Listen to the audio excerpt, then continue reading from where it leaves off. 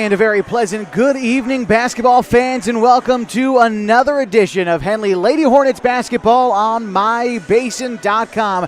The Hornets returning home tonight to defend home court against the visiting MAZAMA Vikings in a Skyline Conference matchup. Pleasure to be with you on a fine Friday evening from just south of Klamath Falls on the campus of Henley High School inside the Hornets' nest for tonight's matchup between the Lady Hornets and the Lady Vikings. It was the Vikings who came out victorious last time these two teams met up. That was back on January 20th. It was a 48-43 victory for the Vikings at their place, Valhalla Court. This time, Henley gets the opportunity to host MAZAMA, and in a game where the Skyline Conference crown hangs in a balance, you know both teams are going to bring it tonight. Should be a good one, as we'll talk about that Skyline Conference as we continue your pregame coverage tonight. Also worth mentioning is Military Appreciation Night here at Henley High School tonight. So we will have some proceedings before this game and before the boys varsity game a little bit later on this evening. It's going to be a festive and celebratory night here at Henley High School, and it's going to be some great basketball as well as a couple of Skyline Conference Klamath Basin foes square off. In just a bit, we're going to take a look at those conference standings and a look around the state, find out what else is happening in the Skyline Conference. All that and more, plus starting lineups up next on MyBasin.com. Comfortable and not corporate. At Klamath Falls Subaru, we built our business on that simple promise. Well, that and some of the best people you're ever going to meet. Hi, I'm Rob Cedar, General Manager at Klamath Falls Subaru. Our 62 employees make it easy for us to live up to our comfortable, not corporate philosophy. Friendly faces, easy answers, straight talk, fairness, and exceptional service. These are the things you expect. These are the things that all of our people deliver. Our management team, sales pros, certified service and body shop techs, lot attendants, and detail experts are all 100% focused on you. Local people putting their friends and neighbors first. At Klamath Falls Subaru, that's the only way we do business. It's comfortable, not corporate. Our team members also spend hundreds of hours each year supporting local charities and events through the Subaru Love Promise. That's the kind of people they are. We're very proud of them. I'm Rob, and this is what makes us comfortable, not corporate. To us, pizza the way it ought to be isn't just our slogan. It's our promise and our passion to give you the best dining experience and the best tasting pizza you expect. For over 40 years, we've been making pizza the way it ought to be. Handmade with the freshest and finest ingredients. Our dough is made fresh daily, and we use 100% whole milk mozzarella cheese and toppings edge to edge. There's pizza, and then there's Mountain Mike's Pizza. Pizza the way it ought to be. The innocence of youth. Is there anything any better? But soon they'll be in high school and facing all the same challenges you faced. How to make friends, how to fit in, how to be cool. We want our children to have everything they'll need to live fulfilling and productive lives. Make sure the kids in your family are among the more than 120,000 participants here in Oregon who take part in high school sports or activities. And we welcome you back to Henley High School, the site of tonight's Skyline Conference matchup between the hometown Henley Lady Hornets and the visiting MAZAMA Vikings. And as we take just a quick look at the Skyline Conference standings, MAZAMA leads the way 5-0 in league play. They are 9-8 overall, but again, unblemished in conference play, ranked 15th in the state. Henley is right behind them with that 4-1 league mark, 13-8 overall. Klamath Union is 2-2 in conference play. They're 6-6 overall this season, followed by Phoenix and Hidden Valley. Phoenix is 1-4, and the Mustangs are 0-5. And with the win tonight, MAZAMA would distance themselves just a game further away from the Henley Hornets. With 2 games to go, they'd be 2 games ahead and retain at least a share of the Skyline Conference title. Now, Henley, if they were to come out victorious in this game, would hold the tiebreaker based off the state ranking and the overall record between the two schools. So a lot packed into just 4 quarters tonight. A lot hangs in the balance. Again, with a MAZAMA win, they could claim at least a share of the league title. Meantime, for Henley with a win, they could stay in the race for a league title. Both teams have been ready and prepping all week long, and for Henley, They are winners of 4 straight, their last loss coming against the Vikings. Again, that was back on January 20th, a 48-43 loss. Meantime, for the Vikings, they are winners of 7 straight. They have gone on quite the run. They have not lost since January 3rd. That was a home loss against Crater. Since then, all the way through the month of January and the one game they've played in February, the Vikings have been winners in 2023. The Hornets looking to spoil that tonight. Should be a really great contest this evening, but elsewhere in the conference, over the hill in Phoenix, the Klamath Union Pelicans are taking on the Pirates. We can try to keep you updated on that as we go along tonight. The one last thing I'd like to highlight before tip-off this evening, I had mentioned the state rankings that at this point of the season start to solidify themselves as truth. The OSAA number system based off of wins and losses and who you've played, how you've played them, all that good stuff. You start to see who the best teams in the state are. Right now it's Baker at number 1. Gladstone is number 2, followed by Astoria and Marshfield to round out the top 4. Philomath, Marist, then Henley in 5, 6, and 7. Then you've got LeGrand, Malala, and Cascade to round out the top 10. The Vikings find themselves in 15th place in the state, sandwiched right between the Dalles and Staten. The Vikings, with a win tonight, would surely rocket right up that list.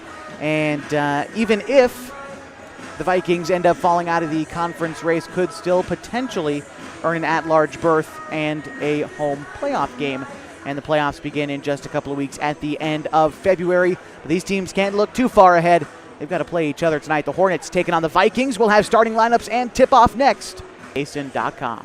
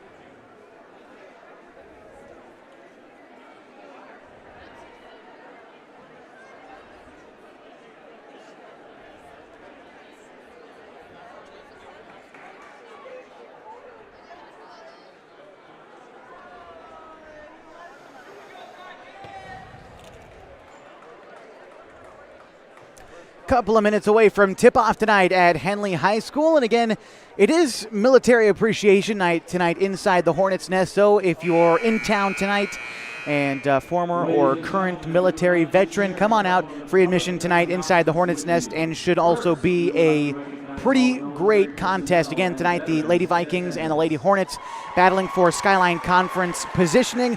Not only that, but the boys a little bit later on tonight, the Hornets are undefeated in conference play. They're looking to keep that streak alive and potentially keep putting distance between themselves and the rest of the Skyline Conference. That's later tonight, but this girls' game is going to be a great one this evening. And as we welcome in all the veterans tonight, we'll try to tune in to Mr. Bob Shambros with the opening remarks. Once again, would you please join us in welcoming and honoring our military personnel and veterans with another round of applause.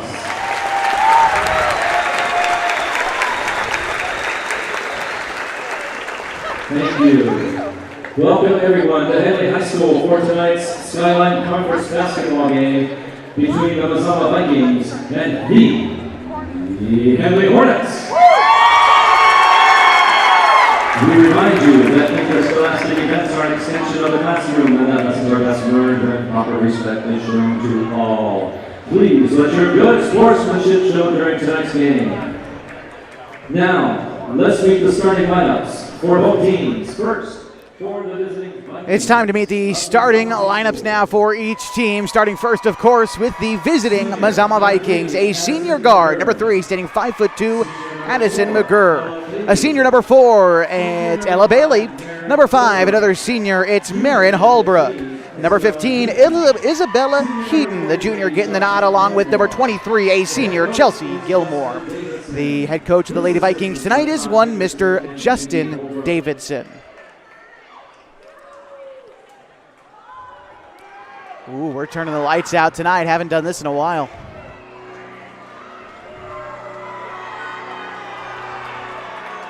It's a big one tonight. You know it is when they turn out the lights to get the music going for the starting lineups tonight here at Henley High School.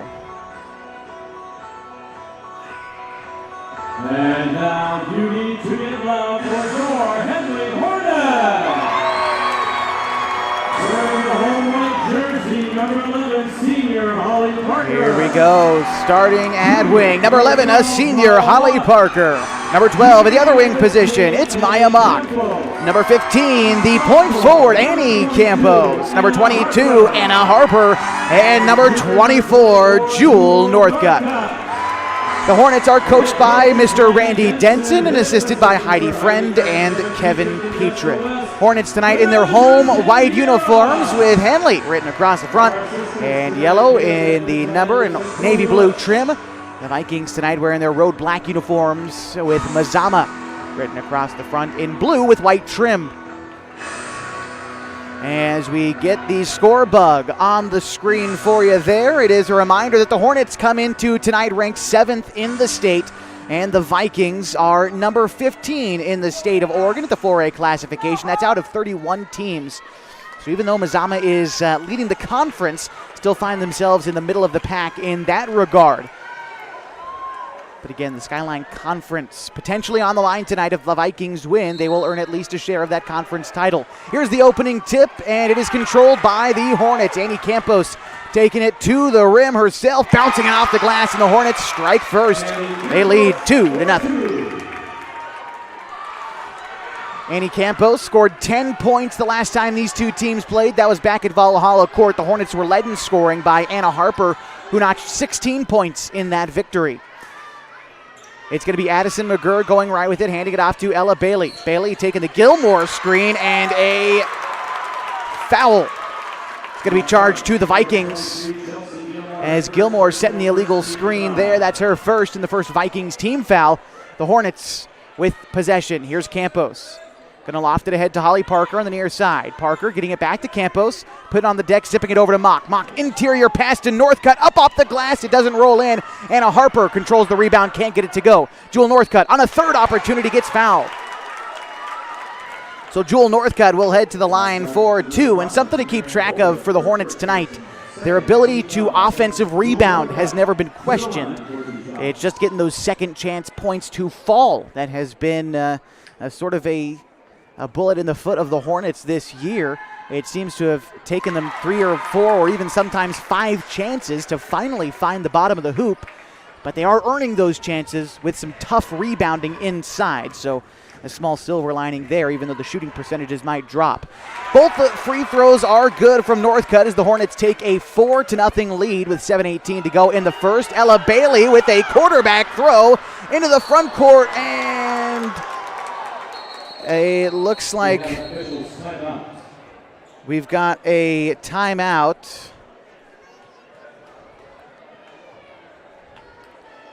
And in transition, it looked like there was an injury, but it looks like the player in question is going to walk off under her own accord. I don't quite see who that is, and I definitely don't want to speculate, but whenever the 5 emerge from the floor, we'll get you the new 5 for MAZAMA. It's going to be Annika Lindo, along with Addison McGurr, along with Chelsea Gilmore, Ella Bailey, and Marin Holbrook. So it's Hornets basketball as Campos has to get it to Harper, who crosses the timeline. Harper goes inside the Northcutt. Northcutt kicks it outside to Mock. Pass goes inside again for the shot from Northcutt. It was no good. The rebound is going to be snagged by Mazama. Here's McGurr with it now. McGurr having to labor up the court. Driving on the right side. Kicks it out over to Bailey. Bailey in the far corner. Puts it on the deck. Brings it around to the right side wing. Hassled by Campos on the far side. Finally finds McGurr for the Vikings. Pass comes to the near side for Lindo. Lindo lofting it over to Bailey on the far side. Again picked up by Campos. Lindo dribbling around the world. Takes a step to her right. Throws one up off the rim and it won't go. Holly Parker controls the glass. Getting it ahead to Campos, who's going to cross the timeline for the Hornets. Crossing to her left. Steps back. Fakes a three. Gets it to Mock for a long two. Tries to bank it in. It won't go. Campos gets the rebound. Shot from the right elbow's good.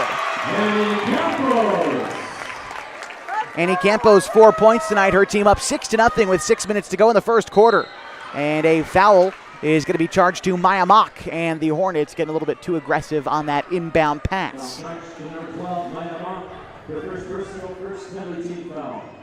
First team foul for the Hornets and first, obviously, for Mock as well. Bailey lofting one high, trying to get it up to McGurr, but it's stolen away by Maya Mock. They played that one well. Mock tossing it ahead to the front court to Parker. Parker head fakes along two, trying to find an open player. She's harassed, finally kicks it out to Campos.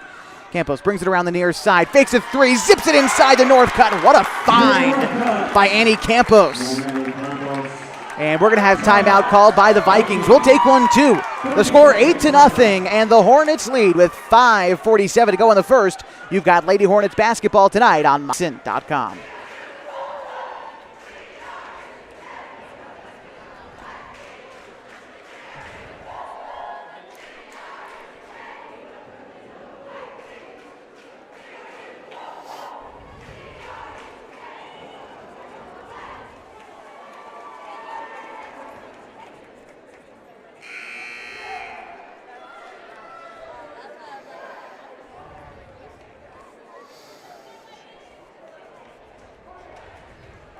Back at Henley High School, still in the first quarter of this girls varsity contest between the Hornets and the Vikings. Right now, Henley up in front 8-0.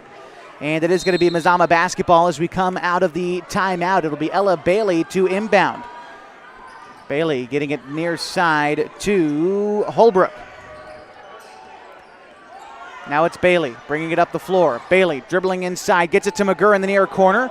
Dribbles inside for the floater. That won't go. It's Gilmore with the rebound. She tries to put it back up and in. That one won't go. The rebound is controlled by Mazama. Kicked out to Bailey. 4 threes. Good.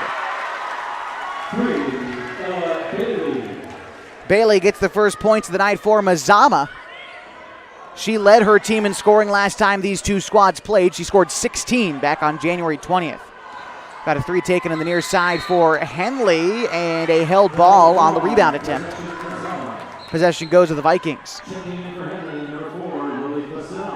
Lily Fussell into the game for Maya Mock and the Hornets. Bailey to inbound. Finds Gilmore. Gilmore gets it back to Bailey, who gets up the floor. It's taken away by the freshman Fussell. Fussell gets it to Campos, who takes it into the front court for the Hornets.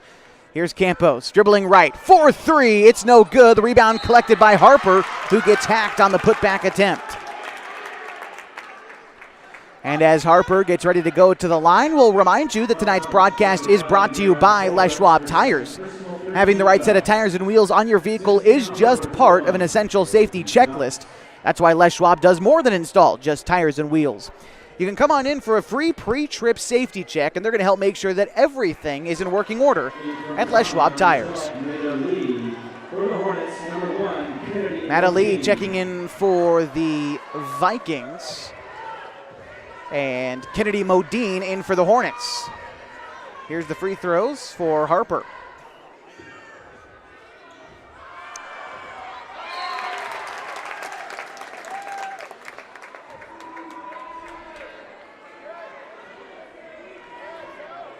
There's no lane violation. Basket's good. All right, the basket's good, no lane violation. It's 9-3, 4:52 to go in the first. Inbound pass went to Lindo, tried to get it to Bailey, but it's stolen away by Campos.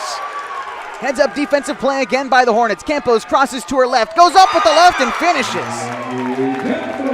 6 points tonight for the junior, and now the Vikings trying to push the pace. Here's McGurr inside the paint, head fake, spins around, tries to find Lindo driving to the rim, and she gets fouled.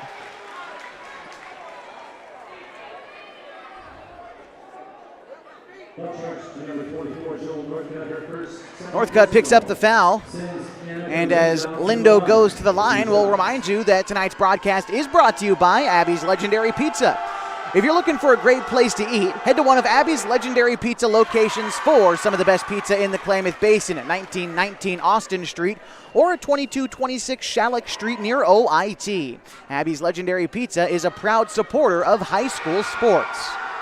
First free throw was good for Lindo. Here's the second. That one finds the bottom of the rim as well. It's 11-5 with 4.5 to go in the first. Campos bringing it up for the Lady Hornets.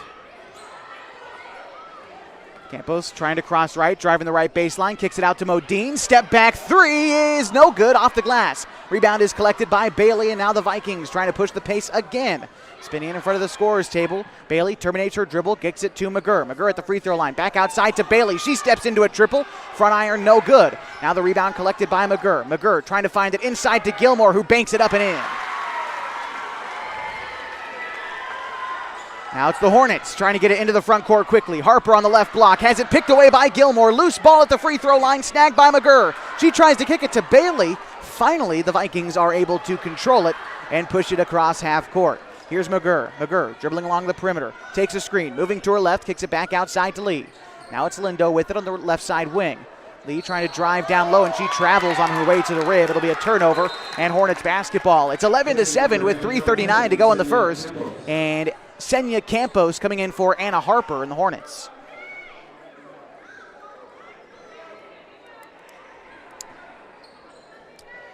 Annie Campos takes the inbound pass, but she's guarded by Lee all the way up the floor. Here's Campos, moving left, driving the left lane, trying to go up with the shot, has it blocked, collects the rebound, it won't go. Ella Bailey snags the glass. Bailey pushing the pressure up into the front court with the right hand, floats it up, and it rolls around and drops.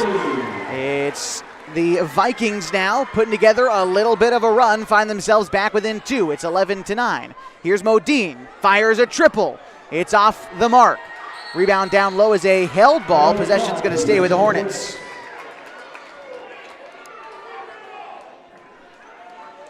Five points tonight for Bailey after that make. Fussell inbound to Campos, catch and shoot jumper's no good. Rebound is collected by Modine. Modine loses a handle on it, recollects, still a loose ball on the near side. She falls on it, tried to call for time, I think, but it'll be a held ball. Possession goes to the Vikings.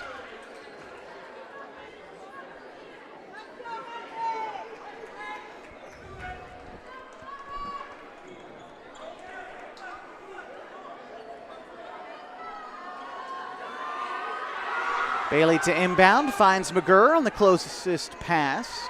Here's McGurr with it now. McGurr trying to drive the right side lane, passes it to Gilmore. Gilmore at the right elbow, puts it on the deck, jumps from 12, it won't go. The rebound is going to be collected by Fussell, pushing the pace for the Hornets. Fussell driving the left side, loses a dribble, recollects, up off the glass, no good. Rebound is saved by Gilmore and goes out of bounds, last touched by the Hornets. Now charge to number 1, Kennedy Modine, her first personal for Henley team foul. Back on for the Hornets, number 11, Molly Parker. All right, here's Bailey to inbound. Bailey bouncing it into Lindo. She hands it back off to Bailey. Bailey driving the near side, stops, gets it inside to Gilmore. Gilmore rips it away from Campos. Pass goes back outside to McGurr for 3. It's off its mark. Bailey snags the rebound away from Campos, goes up with the shot, and a foul is going to go against Annie Campos. Foul charge to number 15, Annie Campos, her first personal, 4th team foul. 4th Henley team foul, and now the question is, was that a shooting foul? I don't think it was, but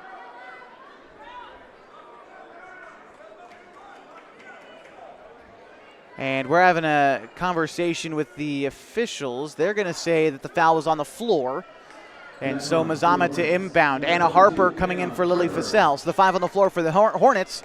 It's Senya Campos, Annie Campos, Anna Harper, Holly Parker, and Jewel Northcutt. Here's McGurr to inbound. Lofting it high for Lindo. Lindo at the free throw line for a jumper, rolls around and falls. We've got a tie game at 11. 2 minutes to go in the first quarter. And now it's Senya Campos on the far side for 3. No good. And it's going to be Lindo with the rebound. Kicks it ahead to Bailey. Bailey now picked up by Campos. Now it's near side to McGurr. McGurr going right with it. Up against Senya Campos. Kicks it back outside to Bailey. Bailey takes the Gilmore screen going left. Still going left. Trying to get to the baseline. Tied up by Campos. Up with the shot. Front of the rim, no good. And here's Senya Campos now for the Hornets.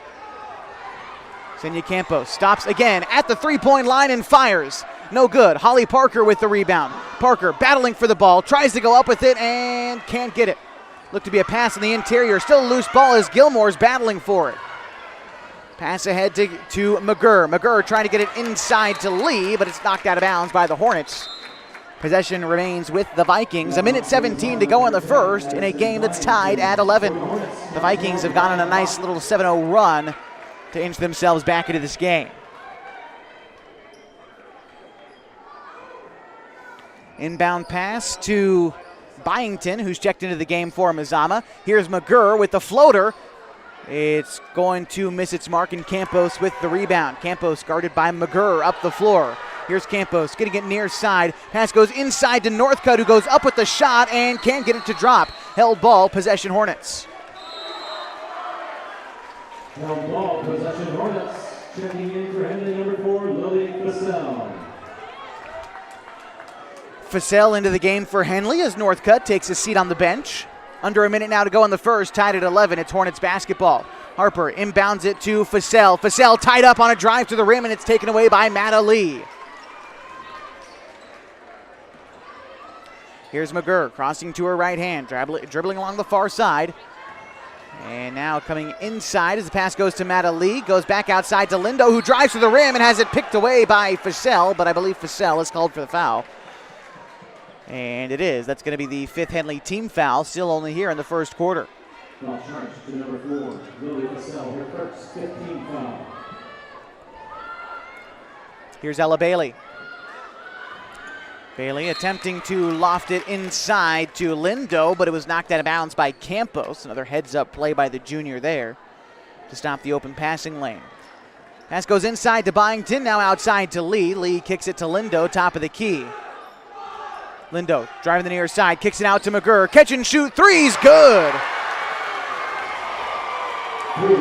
That's McGurr's first made bucket of the night, and it's a triple as her team now leads by 3, 14-11. Campos spins on the right elbow and drains it. Campos has got 8 points tonight. Her team trails by 1, 14-13, 14 seconds to go in the first quarter. Now 11 seconds as McGurr tries to loft it ahead to Bailey. 9 seconds now as Bailey kicks it ahead to Lee. The shot is bothered. Loose ball. Campos picks it up. She's going to dribble to half court. The shot is short. And we go to the second quarter with a score of 14-13. The Vikings, a mid-quarter resurgence, finds themselves with a lead. Second quarter action is next. MyBasin.com.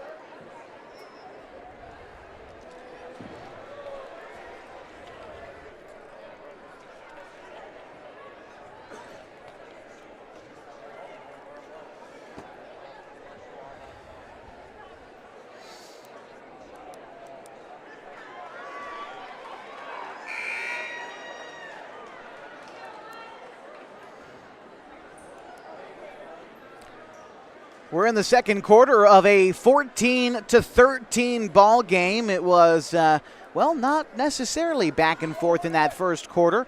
Henley jumped out to an 11-3 lead. The Vikings even things with an 8-0 run.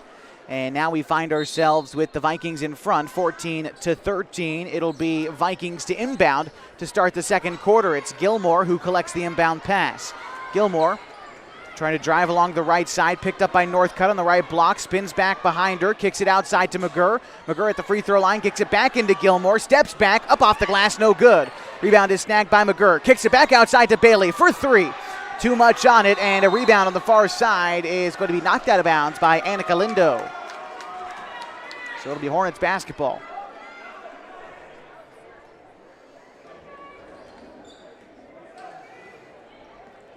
Here's Annie Campos trying to dribble right with it. Creates a lane to the rim. Up off the glass is no good. The rebound is snagged by Parker, who takes one from 12. That won't go either. Campos, another rebound, another miss. Now it's Harper and a held ball, possession Hornets.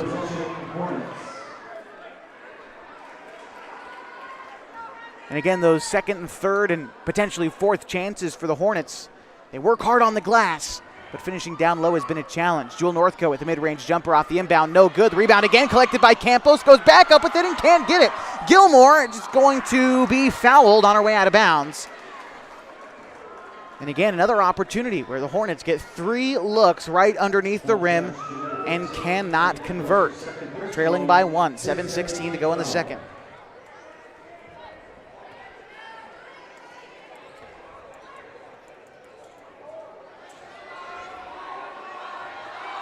Bailey to inbound, kicking it to Lindo. Lindo back ahead to Bailey, who races into the front court. Bailey back to Lindo.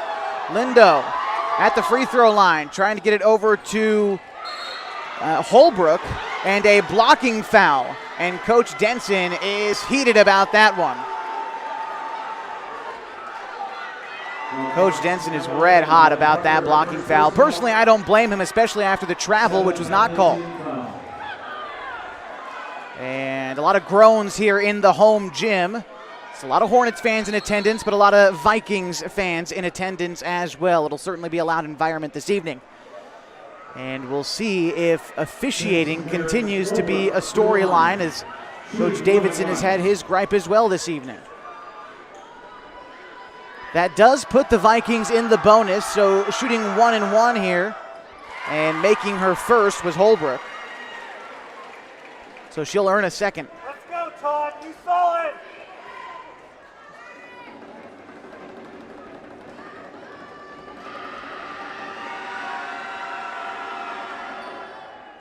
Second free throw's no good, and Harper gets the rebound. Harper racing into the front court, fires a fastball to Northcutt. It's knocked out of bounds.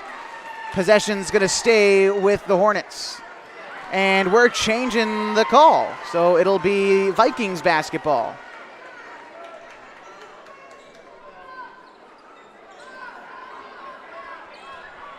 Inbound pass goes to McGurr, catches it over her shoulder, racing to the rim, up off the glass, and it's good. Nice finish by McGurr. She's got 5 points tonight. Her team leads by 4.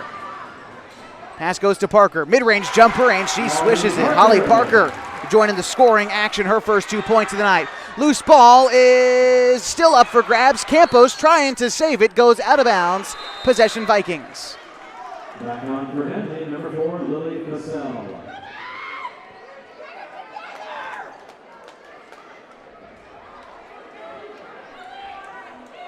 It'll be Bailey to inbound as Fassell has checked into the game for the Hornets. Lily Fassell jumping the passing lane but stepping out of bounds. Still a good aggressive play there by the freshman, but a little bit too close to the inline, and it'll still be Vikings basketball. Bailey to inbound in front of the Horton student section. Getting it to McGurr. McGurr guarded by Fassell, taking it into the front court. Here's McGurr, lofting it over to Holbrook. Holbrook in that far corner, guarded by Parker. Has it knocked away by Parker, and she snags it. A travel. Oh, boy. A travel will get the Vikings possession back. And checking into the game for Mazama is going to be Isabella Heaton. And Heaton is who went down with the apparent knee injury earlier. Good to see her back in the game. Here's Bailey inbounding it to Gilmore, who goes up with the shot, and it's good. 19-15 now. Mazama leads. Here's Campos coming along the near side. She's double teamed. Gets it inside the north cut for a right elbow jumper. It's short. Rebound is going to be knocked out of bounds by Parker, and so it's going to be Vikings basketball.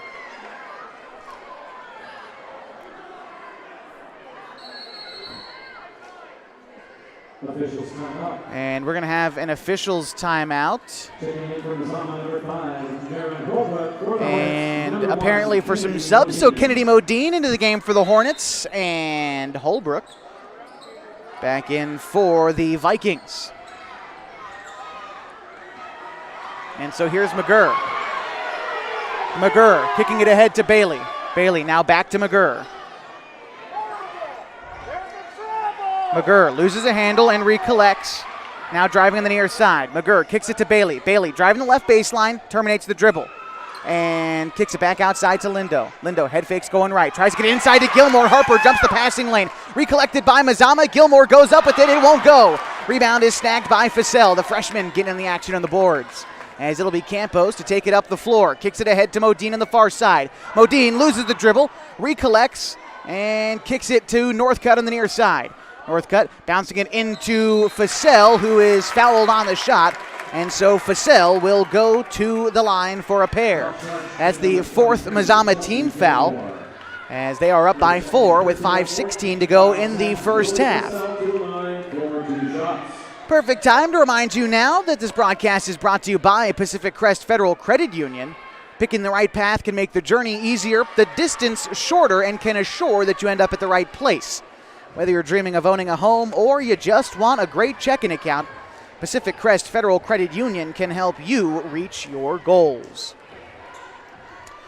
Here's the second free throw from Fussell after the first one missed its mark. That one finds its way home. It's 19-16. With 5:16 to go in the second, pass into the front court, goes to Bailey. Bailey driving hard to the rim and gets it. And Campos double-teamed, moving up the floor. Campos terminates her dribble, kicks it outside to Fussell. Fussell for three, no good. Rebound collected by Modine. She goes up off the glass, gets the foul and the bucket.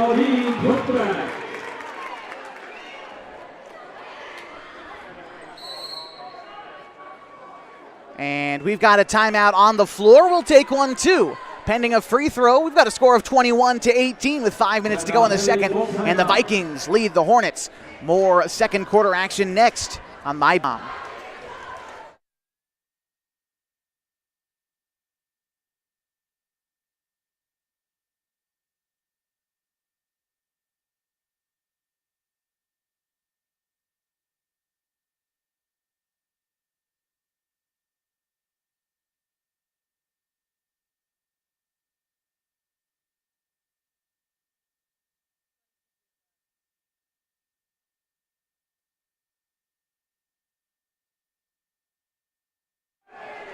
We welcome you back inside the Hornets' nest for more Lady Hornets basketball tonight. Henley trails by 3 on their home floor. It is 21-18 with 5 minutes to go in the second.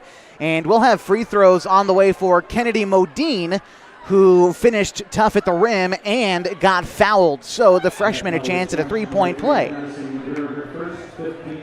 McGurr picking up her first foul on that play, and it'll be the 5th Mazama team foul. And so here's Modine awaiting the free throw attempt.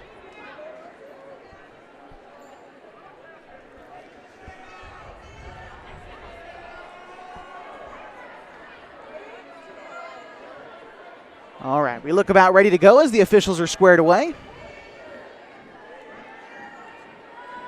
Here's Modine. Free throw rims out. Campos battles for the glass, and it's going to be won by Mazama. Here's Ella Bailey kicking it ahead to Gilmore. An open look at the rim for Gilmore, and she finishes strong. Another couple of points for Gilmore. She's got 6 tonight. Her team up by 5. It's 23-18. Here's Northcutt on the near side. Kicks it to Harper. Harper putting it on the deck. Driving hard to the rim. Up with the shot. No good. And the rebound is going to be collected by Gilmore. And a Henley team foul. It's going to be Harper's foul. And shooting 1-1, I believe, at the other end. And that is the case. Checking in for Henley, number 10, Celia Campos. MAZAMA is in the bonus. Chelsea Gilmore is at the line, shooting 1-1.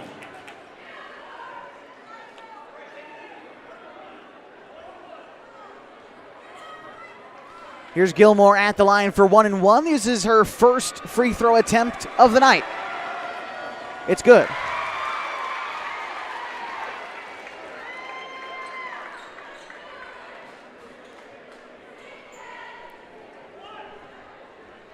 And Gilmore will have a second opportunity here. Try to put her team up by 7. That one had a little bit too much on it. The rebound is battled for underneath and finally picked up by the Hornets. Here's Modine coming into the front court, lofting it ahead to Fasel. Fasel puts it on the deck, up with the shot, and she's fouled.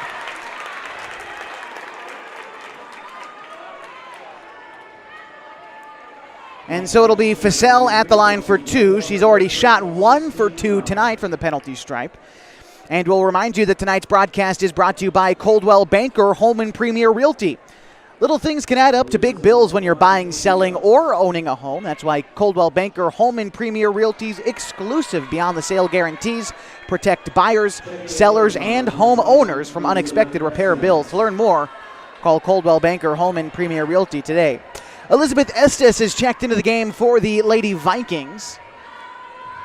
Here's the free throw from Fasel. Neither one hit the mark, but Northcutt gets the rebound, and she gets fouled on the putback attempt.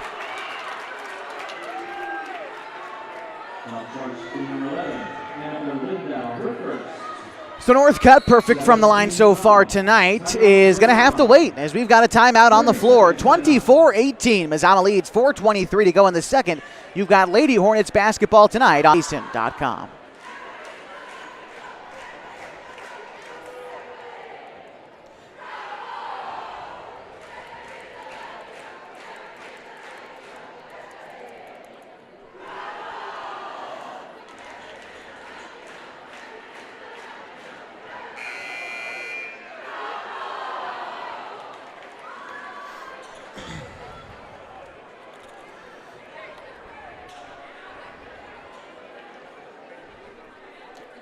Jewel Northcutt is at the line for 2 shots.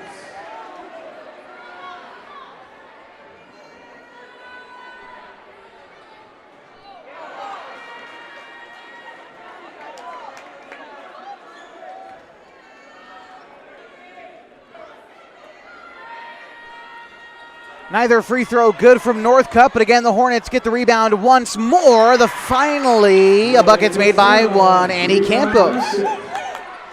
Now it's going to be the Vikings trying to push the pace on the other side. Here's Bailey in the far side. This is scored 24-20. It's going to be McGurr. Underhand shovel pass to Bailey. Here's Bailey trying to dribble around. Stops, terminates the dribble, kicks it back outside to Lindo, top of the key. Lindo kicks it to McGurr. Now she circles around top of the key. Well beyond the perimeter, picked up by Campos. Lindo taking a screen, going to her right. Long two, short of the mark, but she gets the long rebound. Kicks it back outside to Estes. Estes moving right. Handing it off now to Holbrook. Holbrook driving inside and a foul. So Holbrook to the line for a pair. Foul charge to number 4, Lily Fasel, her second personal. That was Fasel's second foul. We've got a couple of subs coming on in for the Hornets after this first free throw from Holbrook. Again, she's 1 for 2 on the night thus far. Here's the shot. That one's good. And on for Henley, number 11, Holly Parker, number 22, Anna Harper. Harper and Parker into the game for Fasel and Modine.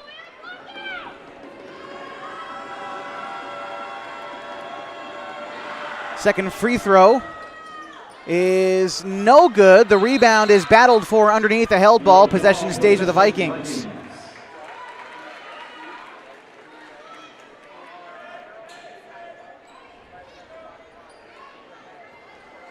Bailey to inbound. Bailey trying to find the inbound player, bouncing it inside to McGurr. McGurr puts it on the deck, terminates the dribble on the left block. Kicks it to Bailey. Bailey driving underneath, has it stripped away by Parker, and McGurr battling for a loose ball. Parker kicks it ahead to Senya Campos. Campos inside to Northcutt, who can't convert on the open rim. And the Vikings come away with the rebound.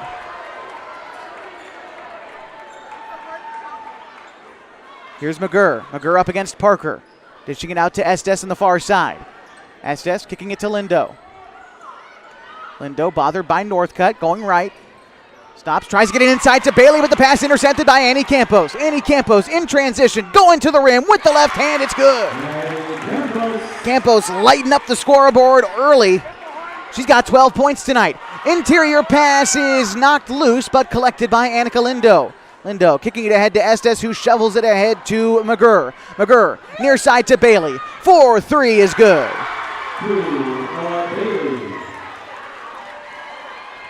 Bailey with 10 points tonight. Her team up 28-22 with 2:25 to go in the second. Here's Anna Harper. Reverse layup, no good.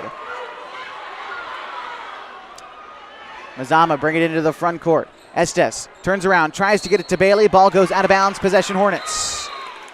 And some subs in for Henley as Maya Mock and Kennedy Modine check in for Holly Parker and Jewel Northcutt.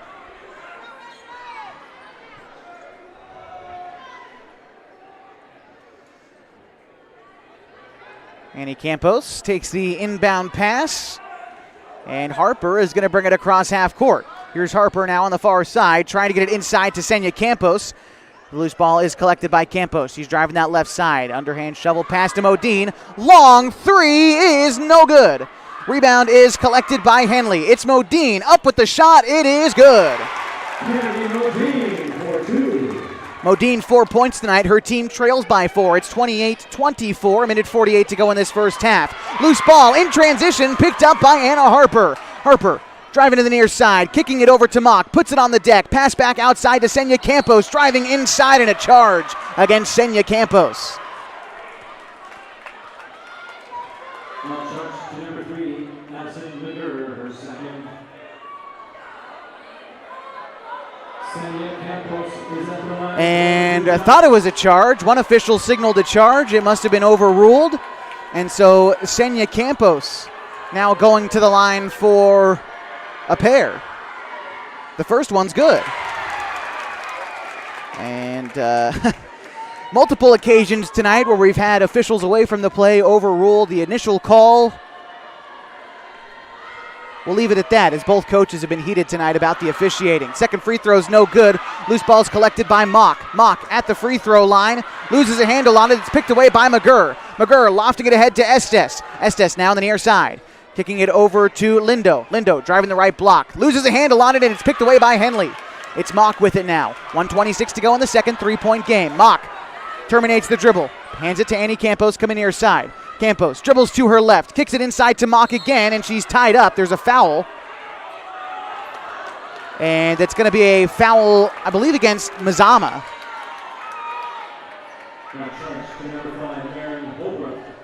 And Holbrook is going to pick up the foul. Mock heading to the line for a 1-and-1, as that was Mazama's 9th team foul.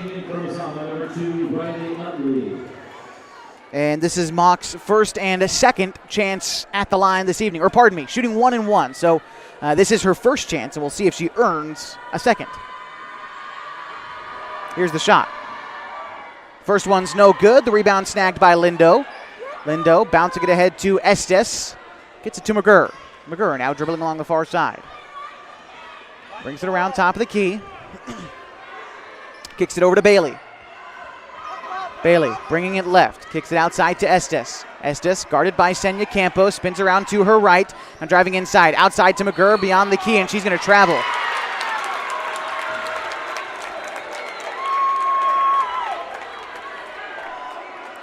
So it'll be Henley basketball in front of their bench, and Harper to inbound. 51 seconds to go in the second, and again a 3-point game where Mazama leads 28-25. Pass comes to Mock for a long two. It's good. And so 28-27, 40 seconds to go. Pass intended in the front court for MAZAMA, stolen away by Henley, but it's Modine who steps out of bounds.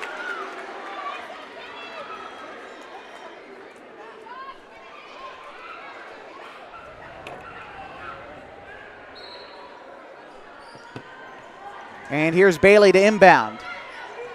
Bailey lofting the interior pass to McGurr. McGurr puts it on the deck, dribbling right, trying to bounce it inside, but the pass is knocked out of bounds, last touched by the Hornets. And so the Vikings do retain possession.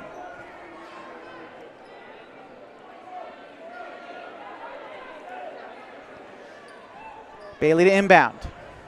Lofting it to Lindo near side. Lindo to McGurr, 26 seconds. McGurr trying to drive inside, finds a lane to the rim, gets the foul and the bucket. Basket's good. Addison McGurr.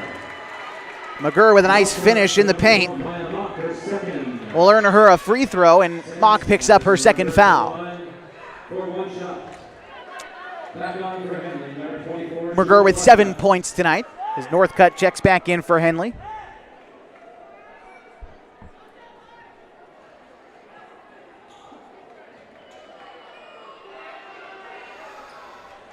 Free throw is good, so it's a 4-point game. 27 points for Henley, 31 for MAZAMA. Here's 19 seconds to go in the second. Campos trying to bring it into the front court. Campos dribbling left, gets around Lindo. Pass goes inside to Senya Campos, driving the left baseline, goes up with the shot and gets fouled. She'll go to the line for a pair.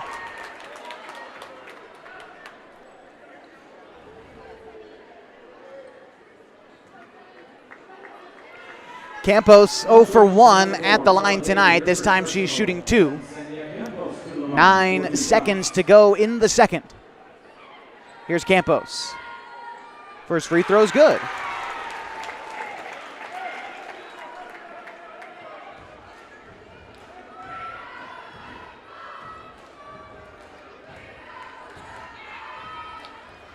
Second free throw is no good. Rebound collected by Annie Campos. She goes back up with the shot, won't get it. Harper with the rebound, still a loose ball. Campos collects, 4 seconds now. Up with the shot, she can't get it again. Still a loose ball down low, and no one can finish down low for the Hornets.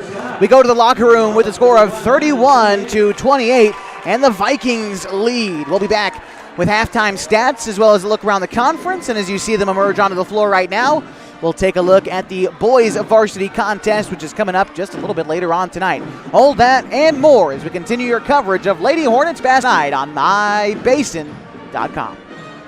Comfortable and not corporate. At Clown Falls Subaru, we built our business on that simple promise. Well, that and some of the best people you're ever going to meet. Hi, I'm Rob Cedar, General Manager at Clown Falls Subaru. Our 62 employees make it easy for us to live up to our comfortable, not corporate philosophy. Friendly faces, easy answers, straight talk, fairness, and exceptional service. These are the things you expect. These are the things that all of our people deliver. Our management team, sales pros, certified service and body shop techs, lot attendants, and detail experts are all 100% focused on you. Local people putting their friends and neighbors first. At Clown Falls Subaru, that's the only way we do business. It's comfortable, not corporate. Our team members also spend hundreds of hours each year supporting local charities and events through the Subaru Love Promise. That's the kind of people they are. We're very proud of them. I'm Rob, and this is what makes us comfortable, not corporate. To us, pizza the way it ought to be isn't just our slogan. It's our promise and our passion to give you the best dining experience and the best tasting pizza you expect. For over 40 years, we've been making pizza the way it ought to be. Handmade with the freshest and finest ingredients. Our dough is made fresh daily, and we use 100% whole milk mozzarella cheese and toppings edge to edge. There's pizza, and then there's Mountain Mike's Pizza. Pizza the way it ought to be. The innocence of youth. Is there anything any better? But soon they'll be in high school and facing all the same challenges you faced. How to make friends, how to fit in, how to be cool. We want our children to have everything they'll need to live fulfilling and productive lives. Make sure the kids in your family are among the more than 120,000 participants here in Oregon who take part in high school sports or activities.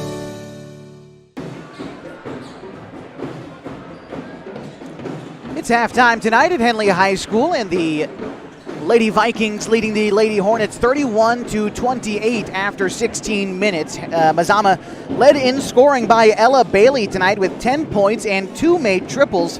Addison McGurr and Chelsea Gilmore each have 7.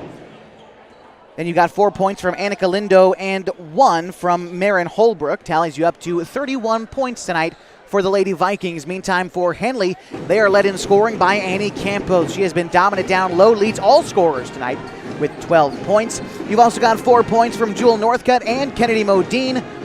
2 points for Maya Mock and 1 from each Lily Fassel and Senya Campos. Tallies you up to 28 points for the Henley Lady Hornets, who again trail by 3 at halftime tonight. Hornets haven't had much success chasing the Vikings off the three-point line. Mazama has been content to let those triples fly. And again, another point of contention for Henley tonight. Their ability to rebound has never been in question, but they do seem to need almost third, fourth, and sometimes fifth chances to score down low. And sometimes they can't even manage that. So the rebounding is hard work, and they're doing quite a good job of that. The key now is going to be to finish those second, third, and fourth chance opportunities. You're only down by 3 in front of your home crowd, not out of it by any stretch of the imagination. And in a game that holds as much water as this one, with the Skyline Conference potentially hanging in the balance, you know the second half is about to be action-packed and as good as the first half was. We'll take a look at those Skyline Conference standings and a look around the state of Oregon when we continue your halftime coverage tonight, as well as a look at the boys varsity contest, which is coming up at the conclusion of this game later on tonight. All that and more, including second half action, next on My Basin. Dom.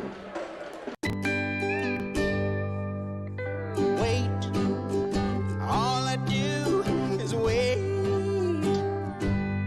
So lonely, I just sigh and moan. Seems like I've been waiting forever, wondering if you're coming home. I just saw your face, I know you're coming home. I swear there is no place that feels as good as home. And then I heard your voice, I know you're coming home. I know you're coming home. This is where unconditional love and immeasurable happiness reside. This is home. Coldwell Banker, where home begins. Thanks to Les Schwab Tires, I'm a confident backseat driver, but Mom's a little stressed about spending. Remember, deep breaths and watch your speed. Even though we're watching our wallets, Les Schwab is still watching out for our safety. So turn here. For a limited time, save up to $150 instantly on select sets of Ford tires. Les Schwab Tires, doing the right thing since 1952. Sports was kind of what defined me as a person. I loved to play every sport I could possibly play. The Abbeys was really the family stomping ground for all of our community. Saturday afternoon soccer tournaments, we'd head over to Abbeys afterwards. And then when we got up into middle school, on our way home, we'd stop at Abbeys after basketball games. When I go home, I want to see 2 things when I drive through Winston. I want to see my Abbeys and I want to see my high school. And those are the 2 memories that stick out the most to me.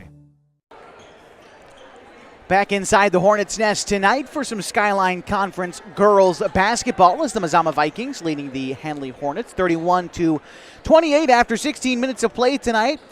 And the Skyline Conference hanging in the balance this evening, as if Mazama holds on to win this game, they would earn themselves at least potentially a share of the Skyline Conference title, with only 2 more games left to go after tonight and separating themselves from the rest of the pack by 2 games. Even if they were to lose the final 2 contests of the season, which are a road game at Klamath Union and a home game against Hidden Valley, they would still earn at least a share of that conference title. Now for the Hornets, if they come back and win this game, they stay in the conference race and frankly put themselves in pretty good position coming down the stretch. Not only do you split the season series with Mazama, but if even if both teams win out coming down the stretch, Henley would hold the tiebreaker with that overall record and the OSAA state ranking ahead of the Vikings. So by the end of tonight, the Skyline Conference could look very different depending on which way this one goes. And I had mentioned those state rankings. We can take just a quick look now at the top 10. In the state of Oregon, it's Baker atop the list, followed by Gladstone, then Astoria and Marshfield, rounding out the top 4. Philomath, Marist, then Henley in the 5, 6, and 7 hole, followed by LeGrand, Malala, and Cascade at 8, 9, and 10. One other Skyline Conference game going on tonight between the Phoenix Pirates and the Klamath Union Pelicans. The game happening over in Phoenix, Oregon. Again, next up for Mazama is going to be a road date with Klamath Union. That's coming up on Tuesday before the regular season wraps up for Mazama 1 week from tonight. That'll be a home game against Hidden Valley. And we can keep looking ahead all we want, but a lot depends on how this second half rolls on. Teams are emerging out of the locker rooms. The Henley girls are warming up, and we're going to take one more break as we get ready for third quarter action next on MyBasin.com. The Vikings lead the Hornets at half, 30-28. Not corporate. At Clownful Subaru, we built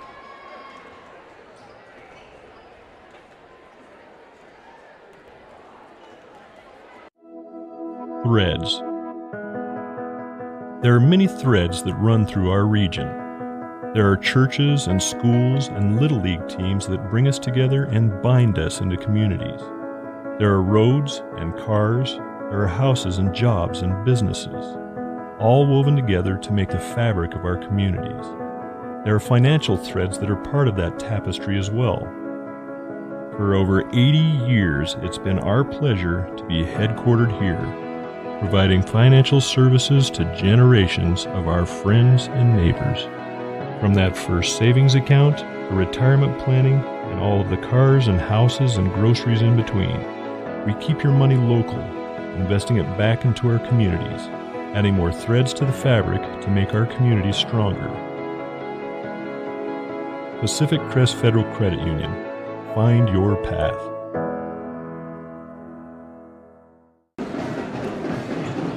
Nearing time for the third quarter as we welcome you back to Henley High School, the side of the Skyline Conference showdown between the Lady Hornets and the Mazama Vikings. Pleasure to be with you on this fine Friday night just south of downtown Klamath Falls, getting Henley High School. Inside the Hornets' nest, the student sections for both schools have turned out tonight. It is military appreciation tonight here at Henley High School. So if you're in the Basin and you're thinking about coming out, you're a current or former military veteran, you get in for free. They've got a baked potato bar. We're also doing the Miracle Minute at the boys' halftime tonight, as well as honoring every branch of the military in between these two contests. So it's been an exciting night of basketball so far. Certainly hoping it continues on what's been a fun night. Come on out and enjoy the festivities here at Henley High School. The 5 on the floor for the Lady Hornets as we emerge from the locker rooms. It's going to be Anna Harper, Annie Campos, Holly Parker, Maya Mock, and Jewel Northcutt. For the Vikings, it's Chelsea Gilmore, along with Annika Lindo, Ella Bailey, Addison McGurr, and Marin Holbrook. The 5 on the floor for Mazama. The Hornets will start with possession, and Annie Campos takes it into the front court for Henley. Passes it near side to Mock before getting it to Northcutt for a long 2. Has a bit too much on it and misses its mark. Annie Campos rips away the rebound, goes up with the shot. She can't get it to fall either. Ball goes out of bounds. Possession stays with the Hornets. And again, after one half, it's Annie Campos who leads all scorers tonight with 12 points. She takes the inbound, passes it back outside to Harper for 3, and it's good. We've got a tie game. Harper tonight has been relatively quiet. Just 4 points for her tonight, and a foul gets the Hornets possession.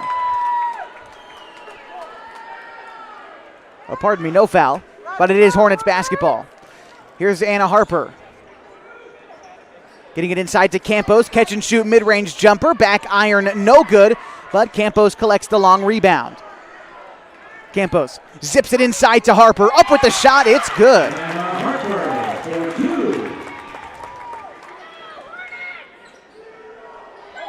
Anna Harper with 6 points tonight and a steal. Holly Parker grabs it and gets fouled. The Vikings can't get out from underneath their own basket. as it's Parker who's going to the line. Fourth personal for Marin Holbrook tonight. First team foul for the Vikings in this half, and it's Parker's first and second opportunities at the line tonight. Here's the first. It's good.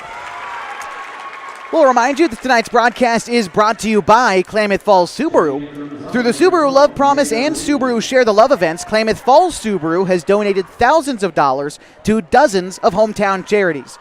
Comfortable and not corporate at Klamath Falls Subaru. Stop by and say hi. Second free throw rattles home for Parker. She's got 4 points this evening. And now it's McGurr racing up the far side of the floor. Stops, pops from about 12 and nails it. Ella Bailey with the bucket there. She's got 12 points tonight. Now it's the Hornets into the front court quickly. Spinning around is Parker, and she's going to travel on her way to the rim. It's a turnover in Vikings basketball.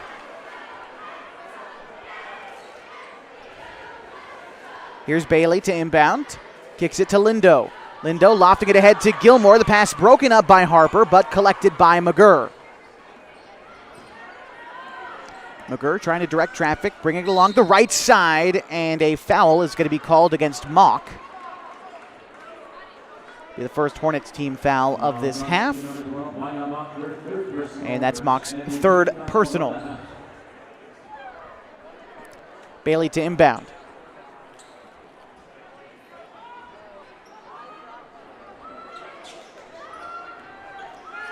Finding Lindo. Lindo in the double team, and Campos steals it away. Campos turning on the Jets, racing into the front court. Stops from beyond the three-point line and fires. The shot no good. Rebound, battle down low. It's a held ball. Possession Vikings.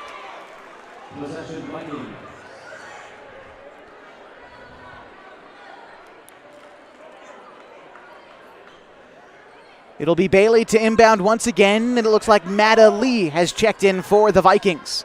Inbound pass goes to McGurr. McGurr dribbling with her right hand, coming to the near side. Guarded by Mock, and she loses the dribble. Last touched by McGurr. Hornets basketball as it rolls out of bounds. Harper to inbound to Campos. Zipping it ahead to Parker for a long two-point mid-range shot. No good.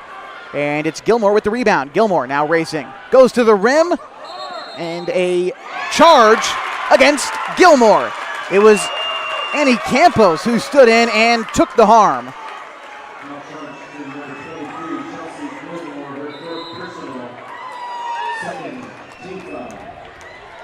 Fourth personal against Gilmore. And last time these two teams played, it was Gilmore who got into a little bit of foul trouble, had to sit a lot of the third quarter, and taken an early seat here in the third quarter as well. Here's Campos driving along the far side, kicks it to Parker. Parker dishes it to Mock. Mock now driving along the far side, trying to get it to Campos. She collects the loose ball. Campos lofting it down low to Northcutt. Northcutt loses a handle on it. It's picked away by McGurr. McGurr now trying to push the pace, coming along the near side, spins back out beyond the three-point line, kicks it to Bailey. Bailey takes a screen going right, picked up by Northcutt, lofts it back ahead to McGurr beyond the arc. McGurr kicking it near side to Bailey. Bailey moves left across the Lindo screen, inside to Lee, who maneuvers her way to the rim and finishes strong. Matta Lee with her first couple of points tonight. We've got a tie game at 35. Campos for three, won't go. Rebound snagged by Mazama. McGurr fires one into the front court, getting it to Bailey. Bailey trying to find Lee as it goes out of bounds. Hornets take possession as Lily Fassell checks into the game for Henley.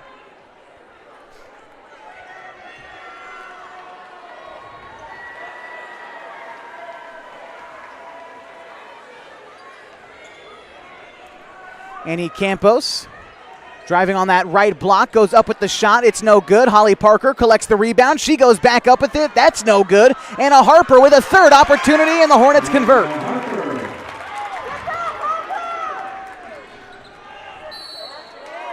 On the other side, a blocking foul, this time down low against Campos. And it looks like McGurr is headed to the free throw line as Campos picks up her third personal. McGurr 1 for 1 from the penalty stripe this evening.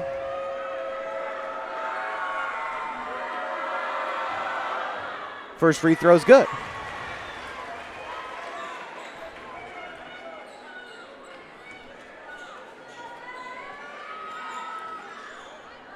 Second free throw on the way from McGurr.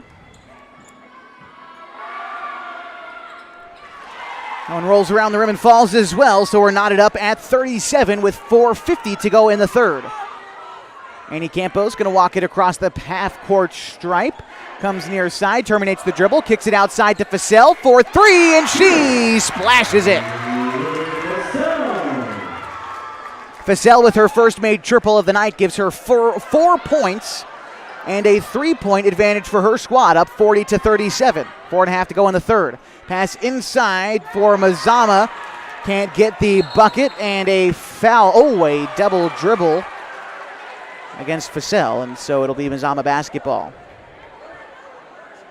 Into the game for Mazama, Addison Byington, the sophomore, 5'9", getting some action for the Vikings. Senya Campos also checking in for Henley. And it's Parker to take a seat on the bench. Inbound pass goes quickly to McGurr in the near corner. Head fakes a three, drives the lane, up with the shot. It's no good, and Fasell collects the rebound. Here's Campos. Campos along the far side, one step inside the three-point arc, drills the jumper. Campos tonight, those are her first points of the second half, gives her 14 on the evening. Her team now up by 5, 42-37, 3:55 to go in the third. Bailey fakes the handoff to McGurr, drives the lane, terminates the dribble, spinning around to her right, bouncing it inside to Lindo. Lindo kicks it outside to Byington, finds its way to Lee, now back to McGurr on the far side. McGurr dribbling inside at the free throw line, kicks it back outside to Byington. Byington guarded by Harper. Hands it off to McGurr. McGurr guarded by Fasell well beyond the arc. McGurr steps back at that left elbow, hits the front of the rim, it's no good, and Campos gets the rebound. A whistle, and timeout Hornets. 42-37, 3:21 to go in the third, and the Hornets lead. You've got Henley basketball tonight on mybasin.com. What rhymes with great? Participate. Where does greatness start? Here, in the classroom. On the stage. In the pool. On the field. Where will your greatness take you? To better grades. To more friends. Yeah! Be great. Participate!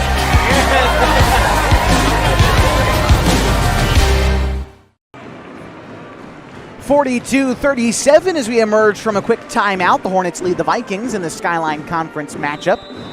Henley will also start with possession in this third quarter, 3:17 to go. Driving to the rim is Senya Campos, finishing with her left and collecting the bucket. 44-37, 3:10 to go in the third. The Vikings trying to push the pace. McGurr, underhand pass to Bailey on the far side. Shot goes up, no good. Annie Campos cleans the glass. Loses a handle on it, but she's going to recollect in the backcourt. Lofting it ahead to Fasell. Fasell now on the far side, driving inside, stops, pops from 13, no good. And Bailey gets the rebound. Has it knocked loose by Modine, and it's Senya Campos to recollect. Hornets basketball and a nice defensive play by the freshman Modine. Here's Annie Campos, underhand pass to Modine. Modine now top of the key, switches to her left, backs up, and she's now moving right. Modine kicks it into Fasell. She gets it inside to Harper, who goes up with the shot, can't get it. Rebound collected by Fasell. Reverse layup is no good. Modine gets the rebound. She's bothered down low, and a held ball. Possession stays with the Hornets.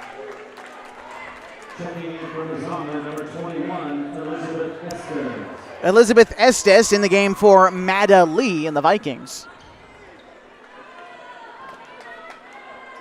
And it'll be Fasell to inbound. Lofting it high to Campos. Catch and shoot three for Annie's good. Campos tonight, 17 points, and her team leads by 10. 47-37, 2:06 to go in the third. Addison McGurr spins around at the free throw line, backs up beyond the arc.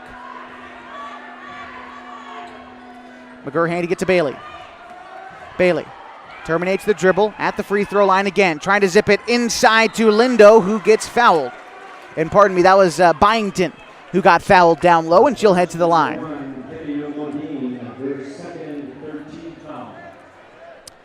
Tonight's broadcast on mybasin.com brought to you by Mountain Mike's Pizza.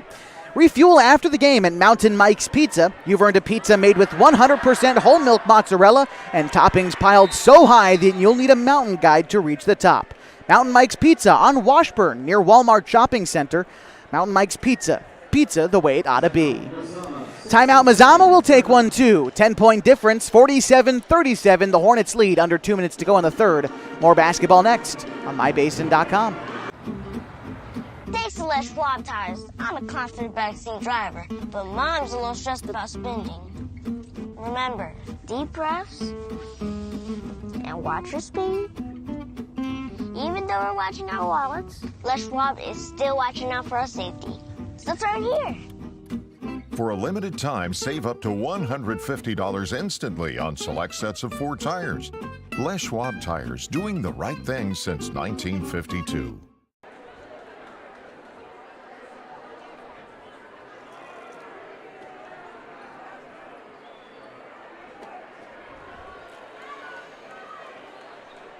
In the third quarter, and the Henley Hornets lead by 10, 47-37, with a minute 49 to go in the third period.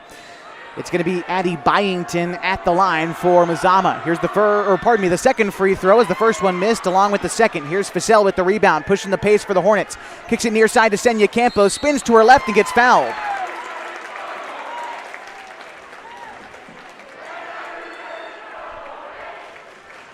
Senya Campos toes the line for the third time tonight. She has 1 for 3 so far. And this is her third trip here. She's shooting 2. First free throw, no good. So far tonight for the freshman Campos, 3 points tonight.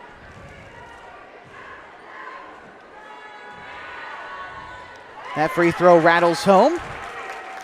And her team now up by 11, 48-37. Pass into the front court to Bailey is picked away by Modine. Modine racing up for the Hornets. Goes up with the shot. It's a high floater that won't go. McGurr got the rebound. McGurr now pushing the pace for Mazama. Trying to drive to the rim. Up off the glass, and a nice finish for McGurr. Brings her team back within 9. McGurr tonight with 11 points. Campos terminates the dribble on the far side. Kicks it to Senya Campos. Open look at 3 is good for Senya Campos. 51-39, a minute 7 to go in the third. Pass intended for Estes is stolen away by Henley. Battle for the basketball under the rim. And a held ball, possession Vikings.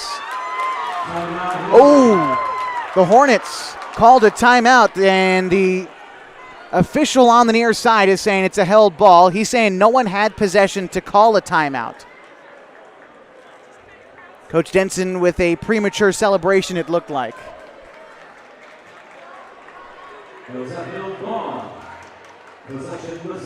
So it is going to be Mazama basketball. Still 51-39, 56 seconds to go. And what are we talking about now, fellas? That is the question. Correction. Inadvertent whistle. Possession. Mazama. Okay. Mazama basketball, regardless of the call, ultimately. McGurr to inbound. And 5-second violation. McGurr couldn't inbound in time, and it'll be Henley basketball. Inbound pass goes to Campos. Campos crosses the timeline for the Hornets, coming along the near side. Campos spins around, bouncing it outside to Modine. Modine gonna put it on the deck, trying to dribble inside, loses a handle, tries to recollect, the battle for it at the right elbow, and a held ball, possession Vikings.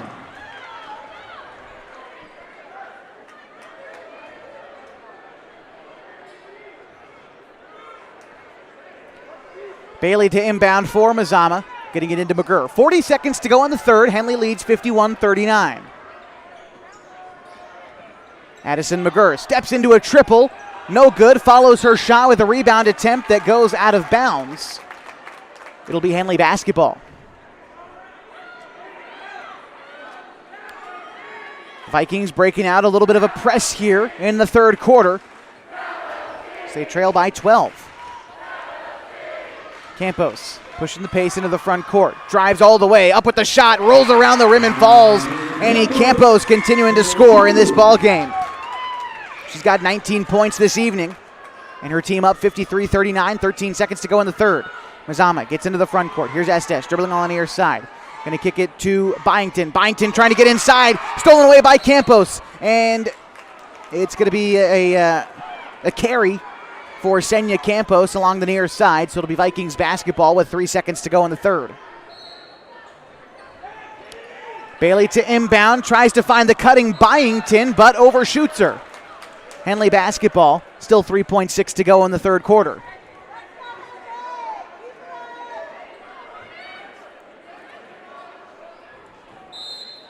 Facel to inbound for Henley. Getting it ahead to Modine. Modine puts it on the deck. In front of the three-point arc. Fires. It's good at the third quarter buzzer on the bank shot. Modine with 7 points on the night and a huge triple to close the third. 56-39 as we head to the fourth on mybasin.com. During COVID, I gained over 24 pounds. I lost motivation in working out. I lost motivation in eating healthy. And for me, if I'm not active, I just don't eat well. But then I started taking a class at Harbor's gym called High Low. The first week I felt like I didn't fit in and I couldn't do it. But the instructor was so kind and thanked me for coming and told me how well I did. I was like, no, I wasn't, but it made me come back the next week and the next week. And soon enough, I was keeping up with the class. I started introducing more classes and then going Saturdays. I learned how to lift weights accurately with repetition. I started lifting on my own. I started golfing too with my husband. And all of a sudden, I was buying salads instead of sandwiches. Small victories happened week by week, and it's 100% because of Harbor, their staff, their gym, the golf. My husband is getting out of the house and working out with me. His golf game is increasing, we're lifting together, and we feel good. Harbor, where I lost my reins and got my gains.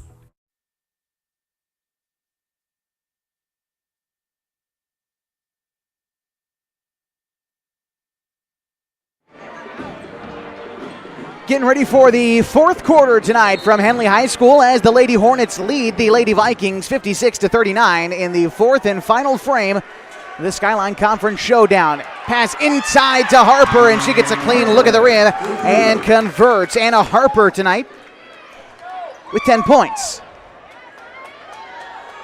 Almost a 20-point advantage for Henley now, 19 points the difference. Addison McGurr dribbling along near side, lofting it up with a shot. She gets fouled, and so she'll go to the line for two. Fourth personal 14 foul. Sends Addison McGurr to the line for 2 shots. McGurr to the line for 2. She does have 11 points tonight already, and a couple of made triples to go along with it. First free throw is good. Checking in for Henley, number 1, Kennedy Modine. Kennedy Modine back into the game. She hit that long bank shot 3 to close the third quarter. She's got 7 points tonight. Here's McGurr's second free throw. That one misses, and Harper with the rebound. Here's Harper trying to go coast to coast. Up with a shot, no, and it's taken away by McGurr. McGurr bouncing it inside to Bailey, taken away by Campos. Campos trying to take it. 4-3, won't go. Northcutt with the rebound, up with the shot, that's no good either. Gilmore tries to get it back to Harper, the shot's good. 20-point advantage now for the Hornets, and 2 more for Anna Harper. Now the Vikings trying to push the pace. The shot good for McGurr on the near side. And it looks like an official whistle.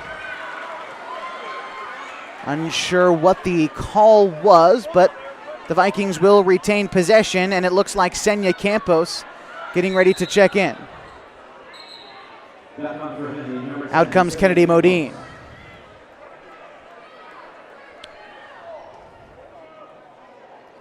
Fourth foul picked up for Maya Mock in the game for Henley. McGurr for 3, won't go. Rebound collected by Mazama. Back outside to McGurr for another 3. That one misses the mark as well. Anna Harper with the rebound gets it to Campos. Annie Campos lofting it ahead to Senya Campos. Underneath the bucket, it's good. great outlet pass by Annie Campos, finding her sister in transition. And the bucket's good. 20-point advantage now for the Hornets with 6:36 to go in the fourth.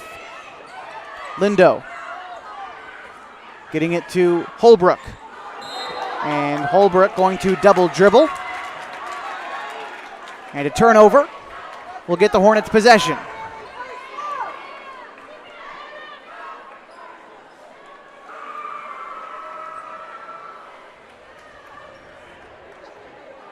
Here's Annie, bringing it into the front court for Henley. Guarded by Bailey, loses the dribble but recollects. Dribbling along the far side, steps back, now moving left. Inside the paint, up with the shot, and the right hand's no good. Rebound is battled for underneath, won by Annie, back up and in. 64-42, 6:06 to go in the fourth. Bailey kicking it over to McGurr. McGurr lofting it near side to Holbrook for two, no good. Rebound picked up by Harper and ahead to Campos.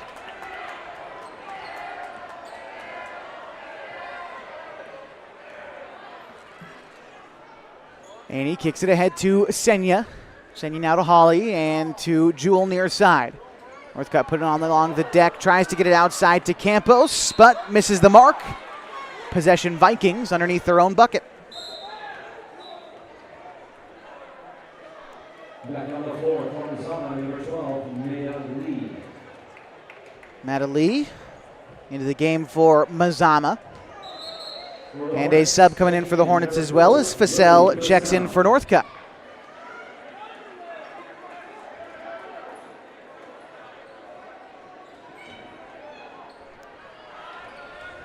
Pass inside is taken away by Holly Parker. Holly Parker pushing the pace for the Hornets. Ahead to Harper. Stops from the mid-range to shoot. No good. Rebound saved by Facel. Last touched as it goes out of bounds by Annika Lindo. Hornets possession underneath the bucket. Anna Harper, inbound pass to Senya Campos, 4-3, it's good. Second made triple of this half for Senya Campos. Pass into the front court to Gilmore, goes out of bounds. Possession, Hornets. We've got a timeout called, 5:06 to go in the fourth, and Henley has busted this game wide open. 67-42, we'll be back on mybasin.com. Sports was kind of what defined me as a person. I loved to play every sport I could possibly play. The Abbeys was really the family stomping ground for all of our community. Saturday afternoon soccer tournaments, we'd head over to Abbeys afterwards. And then when we got up into middle school, on our way home, we'd stop at Abbeys after basketball games. When I go home, I want to see two things when I drive through Winston. I want to see my Abbeys and I want to see my high school. And those are the two memories that stick out the most to me. Back in the fourth quarter, and the Lady Hornets lead the Lady Vikings 67-42. 5:06 to go in the fourth. Five on the floor for Henley as we emerge from the timeout. It'll be Holly Parker, Lily Facel, Annie Campos, Anna Harper, and Senya Campos. For MAZAMA, it's McGurr, Bailey, Lindo, Lee, and Gilmore. Bailey for MAZAMA to inbound, getting it ahead to Gilmore. Gilmore well beyond the arc, kicks it over to McGurr. McGurr dribbling along the near side, hands it off to Bailey. Bailey now top of the key, steps back, thought about a three, kicks it over to Lindo. Lindo hands it off to Bailey for a mid-range jumper, short of the mark, and Senya Campos with the rebound. Campos coming along near side, and a charge.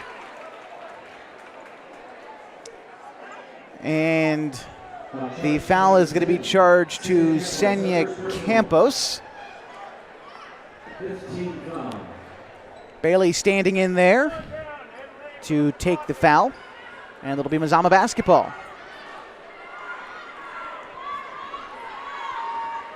Here's McGurr kicking it to Bailey near side. Bailey guarded by Annie, now kicking it over to McGurr, guarded by Senya Campos. Back to Bailey. Bailey for three is going to be short of the mark. Gilmore battling for the glass, back up, and a foul. And so Gilmore goes to the line for a pair. She's got 7 points tonight, all in the first half, and she is 1 for 1 from the free throw line. Sends Chelsea Gilmore to the line for 2 shots.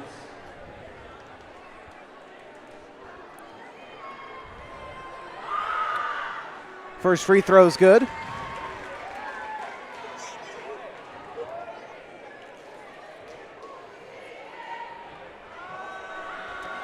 Second free throw on its way from Gilmore. That one misses its mark, and Harper with the rebound. Gets it to Campos, who's going to take it across the timeline for the Hornets. Campos, back to Senya Campos, driving inside, and she's going to draw a whistle. Another charge, my goodness.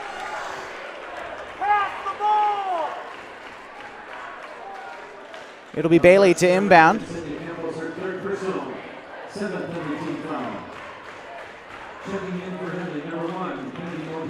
Modine and Northcutt in for Harper and Senya Campos. So the 5 out there for Henley. It's Modine, Annie Campos, Northcutt, Parker, and Fasel. Here's Mazama bringing it up the floor. Trying to get it inside to Gilmore. Gilmore battling through some bodies and a foul. Some a blocking foul against Henley. And I believe it was on the floor, but either way, that's the 8th Henley team foul. Should be 1 and 1.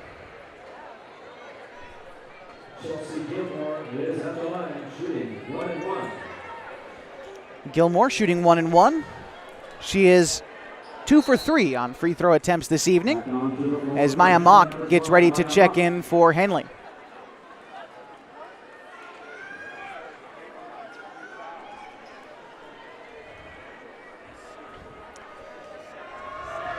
Here's Gilmore. The free throw's no good, and the rebound snagged by Northcutt. Northcutt on the far side gets it to Modine. 3:48 to go in the ball game, 67-43. Annie Campos between the circles, kicks it over to Fasel. Fasel inside to Northcutt.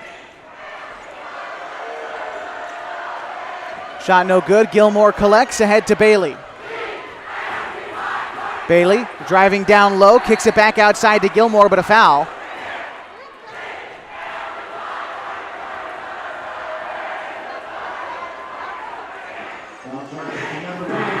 It'll be Bailey at the line, and timeout's going to be called by the Hornets.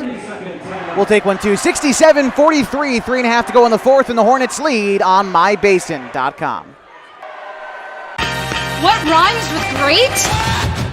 Participate. Where does greatness start? Here, in the classroom.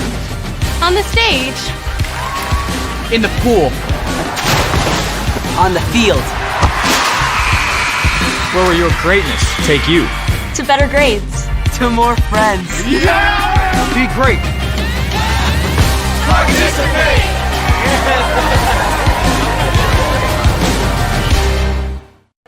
67-43 as we emerge from the timeout. The Lady Hornets leading the Lady Vikings here inside the Hornets' nest in the Skyline Conference matchup.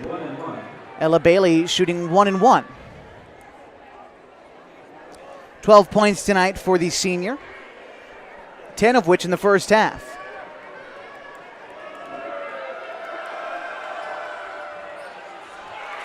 Free throw's no good. Rebound snagged by Harper.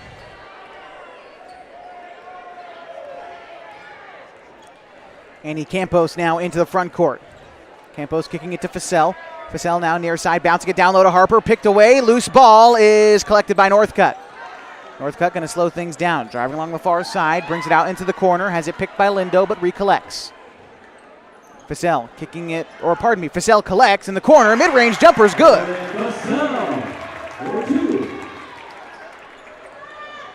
Fasel with 6 points tonight.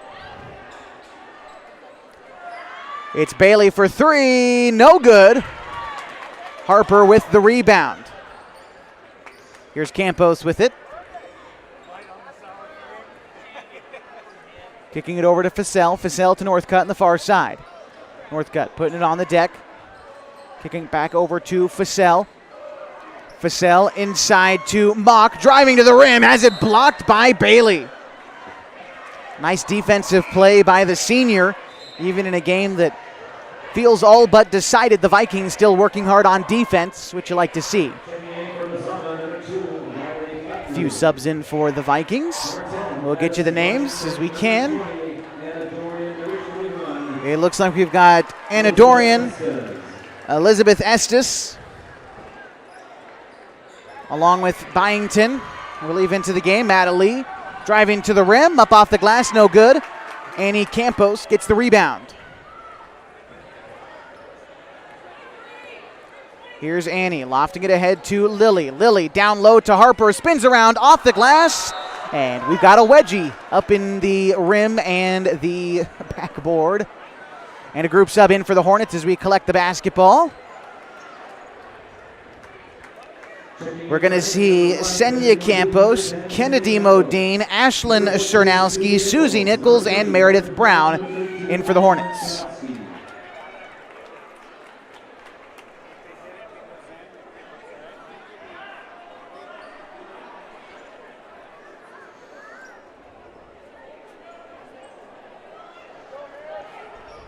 Inbound pass.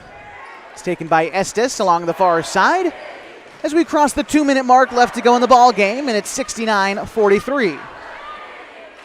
Here's Estes. Estes taking a screen, going to her left.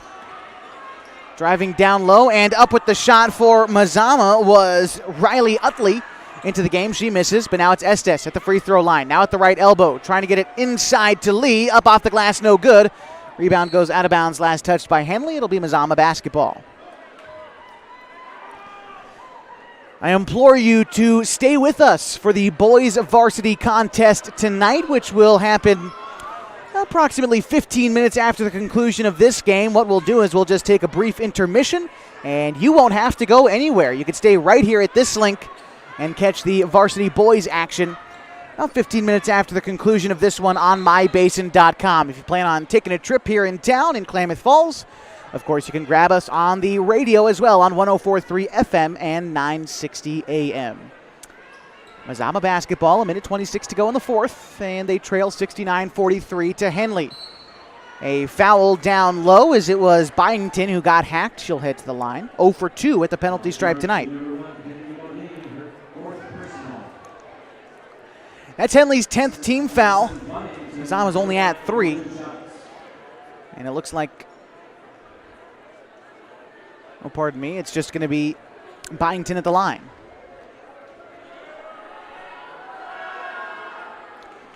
Free throw rattles home for Byington.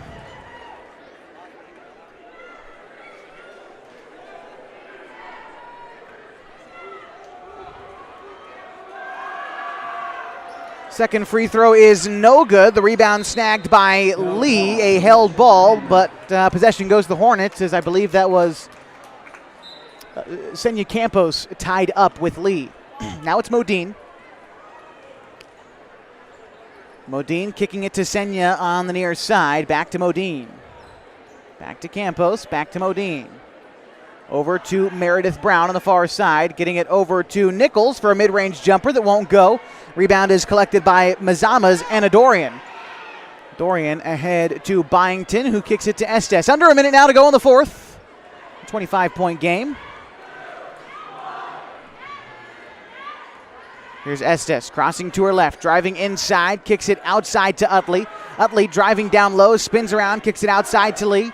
Now it's Estes. Estes at the free throw line, going right with it, loses the dribble, recollects, loses it again, but recollects a third time, steps out of bounds. Possession Hornets, 34 to go in the game.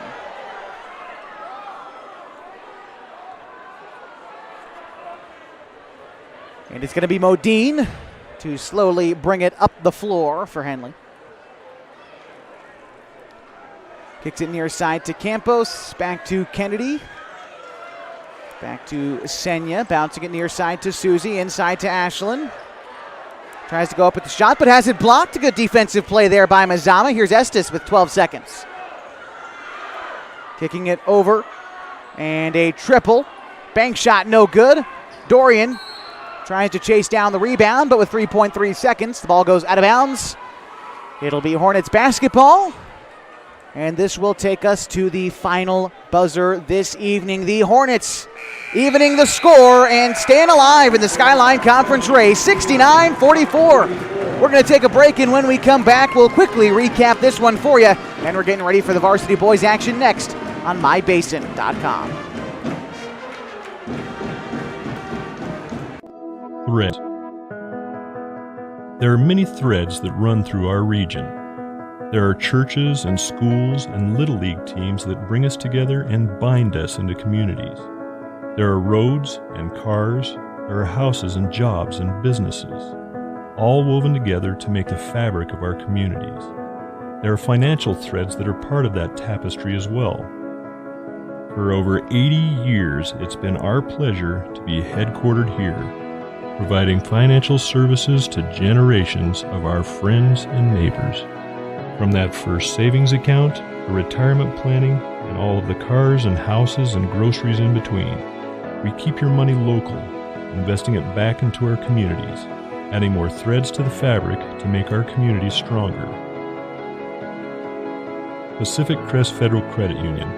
Find your path.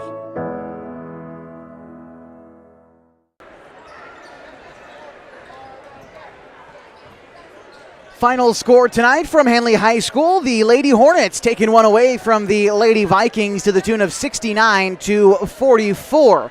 Leading all scorers tonight was Annie Campos with a magnificent scoring output. 21 points tonight for the junior, followed by 12 points from Anna Harper and Senya Campos. 7 points tonight from Kennedy Modine, 6 from Lily Fassell, and 4 from Holly Parker and Jewel Northcutt. That's how we get to 69 points tonight for the Henley Hornets. Meantime, for Mazama, they were led in scoring by Addison McGurr with 13 and Ella Bailey with 12 tonight. Chelsea Gilmore had 8. Anna Galindo scored 4. Matt Lee scored 2. And Addie Byington, along with Marin Holbrook, each scored 1 to tally up to 44 points tonight for the Mazama Lady Vikings, who fall to 5-1. Meantime, the Hornets improve to 5-1. So with 2 games to go, we've got a tie at the top of the Skyline Conference. Still a lot left to be decided, but between these two teams, at least right now, it's Henley who holds the tiebreaker with that overall record now improving to 14-8. Next time out for the Lady Vikings will be a road date at Klamath Union. Meantime, Henley gets to host Klamath Union in their next game. That's a week from tonight. And again, an opportunity for each of these teams to try to go at the Pelicans and maybe, just maybe, reclaim first place in the Skyline Conference.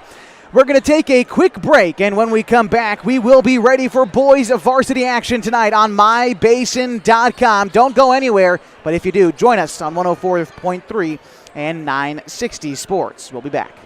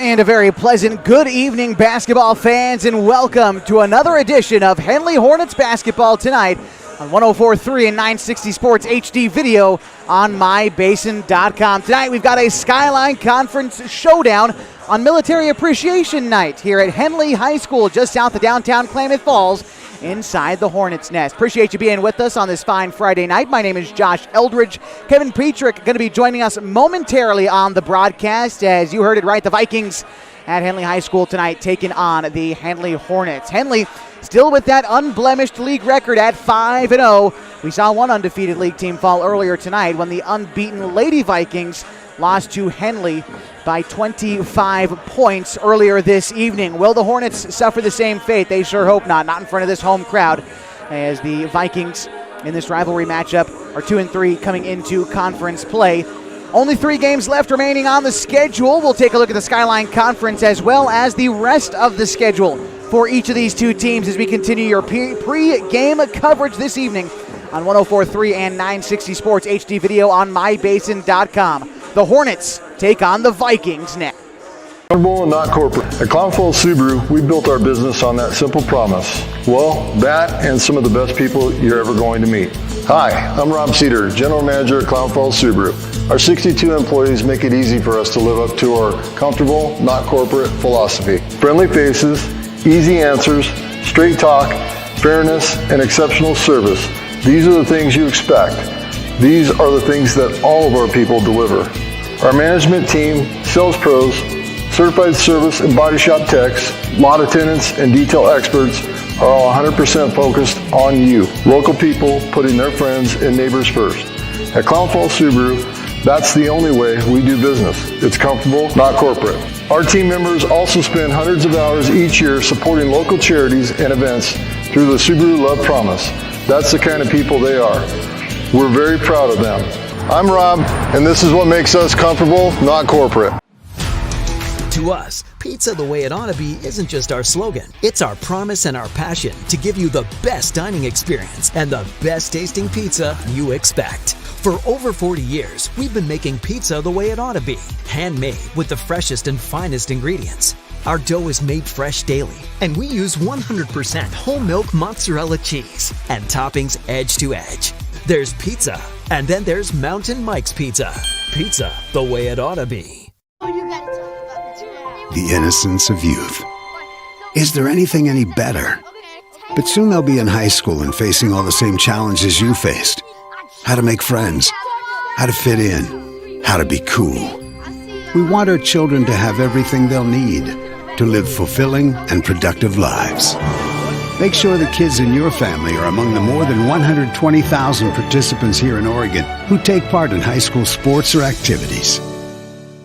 Okay, thank you. Do you have a cheat sheet? When I call out your branch, we invite you to come down from the bleachers and assemble at the south end of the basketball court closest to the Henley cheering. And a pleasure to be back with you on 104.3 and 960 Sports HD video on mybasin.com. It is Military Appreciation Night tonight at Henley High School. And so with a little bit of an extended pregame show, we are honoring our veterans here tonight with a standing ovation first for the United States Navy here tonight. And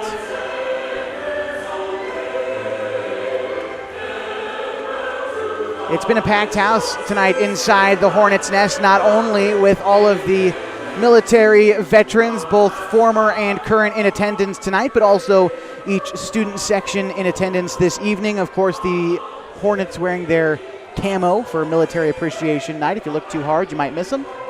And the Vikings in their kind of neon green situation as we honor the United States Air Force tonight inside the Hornets' nest. Also at halftime tonight, if you plan on making the trip to Henley High School, maybe you're on your way right now, there is the Miracle Minute at halftime, trying to raise a little bit of money for some good causes at Henley High School this evening. We're also going to get to see the color guard in just a bit.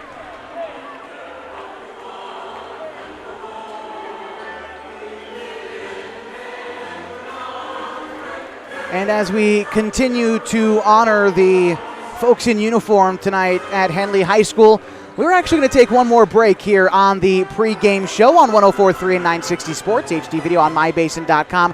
When we come back, we'll be ready for starting and tip-off this evening between the Vikings and the Hornets, so stay tuned. Again, 104.3 FM, 960 AM, also on mybasin.com.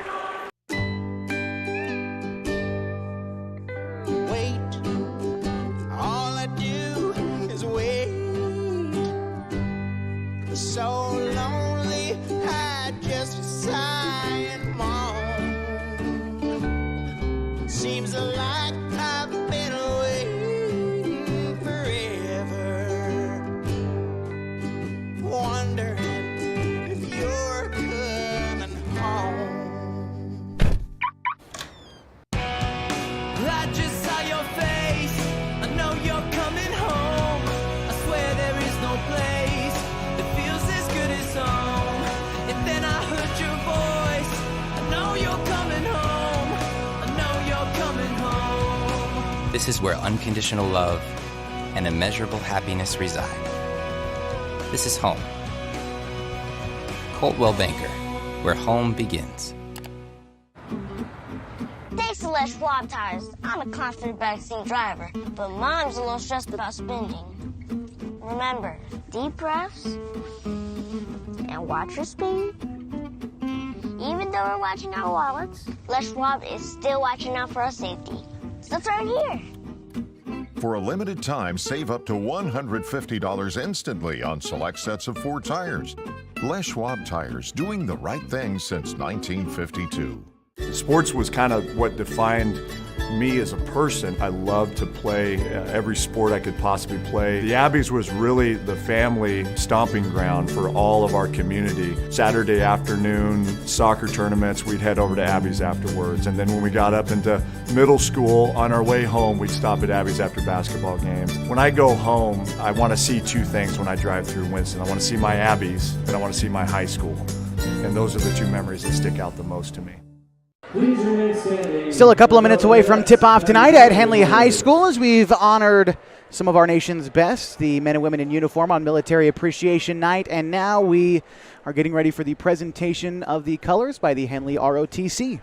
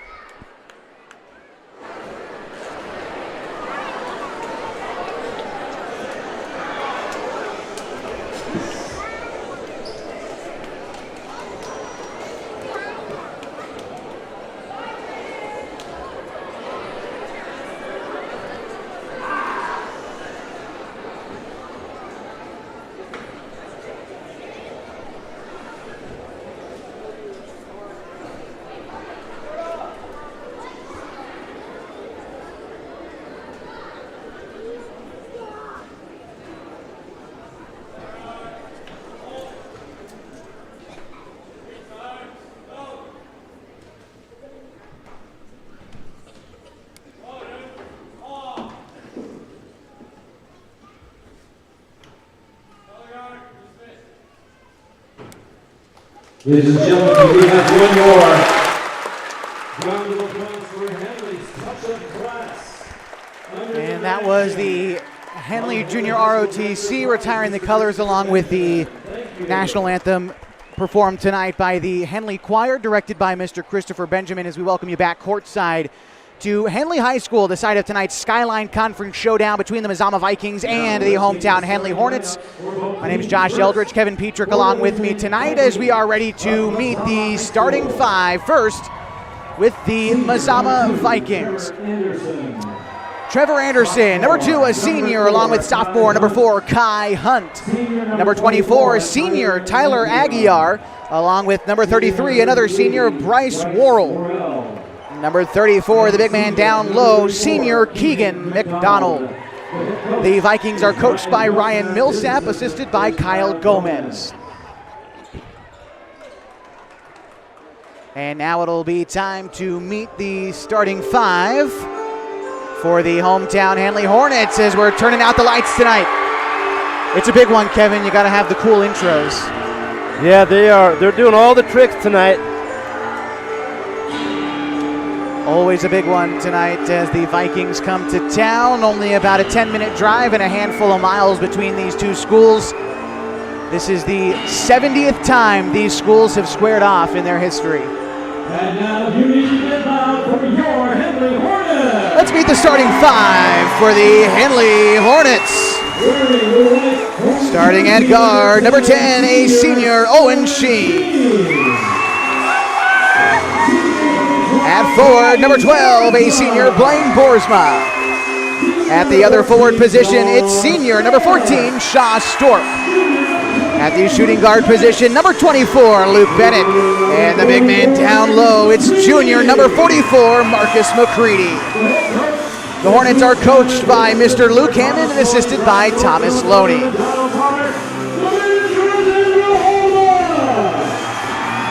Hornets come in tonight leading the Skyline Conference, ranked 7th in the state of Oregon, trying to keep that unblemished league mark. Last time out for Henley, it was a win on the road against Hidden Valley. Touch and go the first half, but Kevin, on Tuesday night, they finished strong on the road.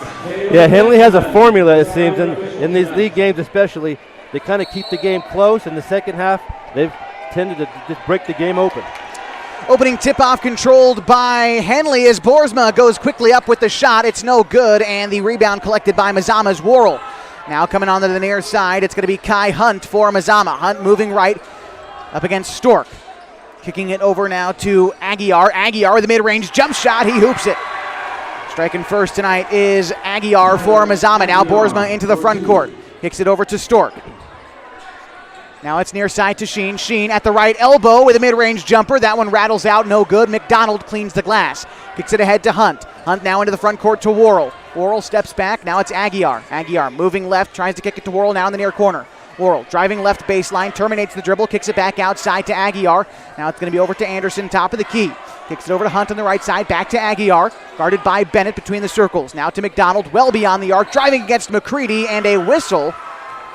This one looks like it's going to be going against McCready. First team foul and first personal for Marcus. I thought Keegan McDonald played a very good game that first time against Henley. He's kind of a tricky big guy because he can shoot the three and play outside as well. McDonald that first time out notched 6 points and did make a triple against Henley last time out. The miss, but the rebound collected by Mazama. Here's McDonald beyond the perimeter. Kicks it to Anderson. Anderson going right. Underhand pass to Hunt between the circles. He's guarded by Boersma well beyond the arc. Driving right. Boersma keeping him in front of him. Now kicks it over to Anderson. Here's Worrell now top of the key, guarded by Stork. Worrell driving right, puts it on the deck, kicks it to McDonald. McDonald now against Stork. Back outside to Worrell. Catch and shoot three. The shot does not count. Worrell travels before the shot, so it'll be Hornets basketball. They trail 2-0 with 6:37 to go in the first. Henley starting out as they normally do, playing man-to-man. Not showing any press yet, just straight up man-to-man defense.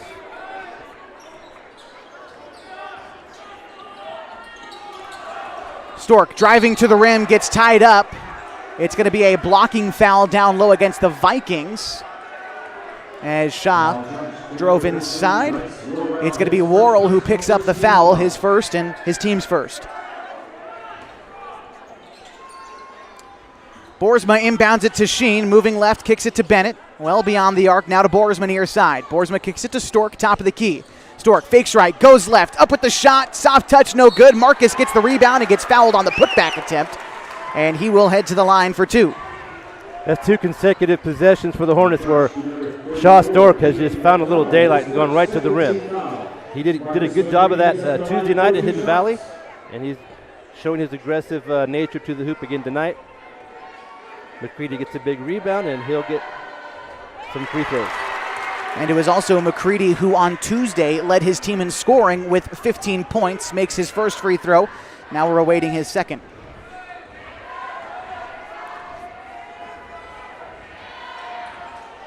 Second free throw from Marcus rims out, and the rebound snagged by McDonald. Kicks it ahead to Anderson. Anderson to Aguiar, to the rim, up off the glass, it's no good. Sheen collects the rebound, now it's Boersma, crossing into the front court for Henley. Stops at the right wing, kicks it to Bennett. Bennett now moving left, crosses right against Anderson, stops, and a charge against Bennett. Referee there felt Luke may have pushed off just a little bit to create some space. He gets the offensive foul. 2-1 Mazama lead, 6:01 to go in the first, and it's going to be Kai Hunt who collects the inbound pass, kicks it ahead to Aguiar. And Sheen guarding him before half court. Now it's back to Hunt. Boersma picks him up at the half court stripe. Hunt crosses right, kicks it to Aguiar on the right side wing, right in front of the Hornets bench. Back to Anderson now at half court. Kicks it to Hunt near side, picked up by Boersma. Hunt driving right, steps into a 3, and it misses off the back iron. Aguiar collects the rebound back outside to Worrell. Worrell at the right elbow, kicks it outside to McDonald. Driving inside the paint from 10 feet out, fadeaway shot won't go. It's Boersma with the rebound. Boersma along the far side, kicks it to Stork. Stork dribbling it now, kicks it to Sheen. Sheen zips it inside to Marcus, bodies up, McDonald won't go.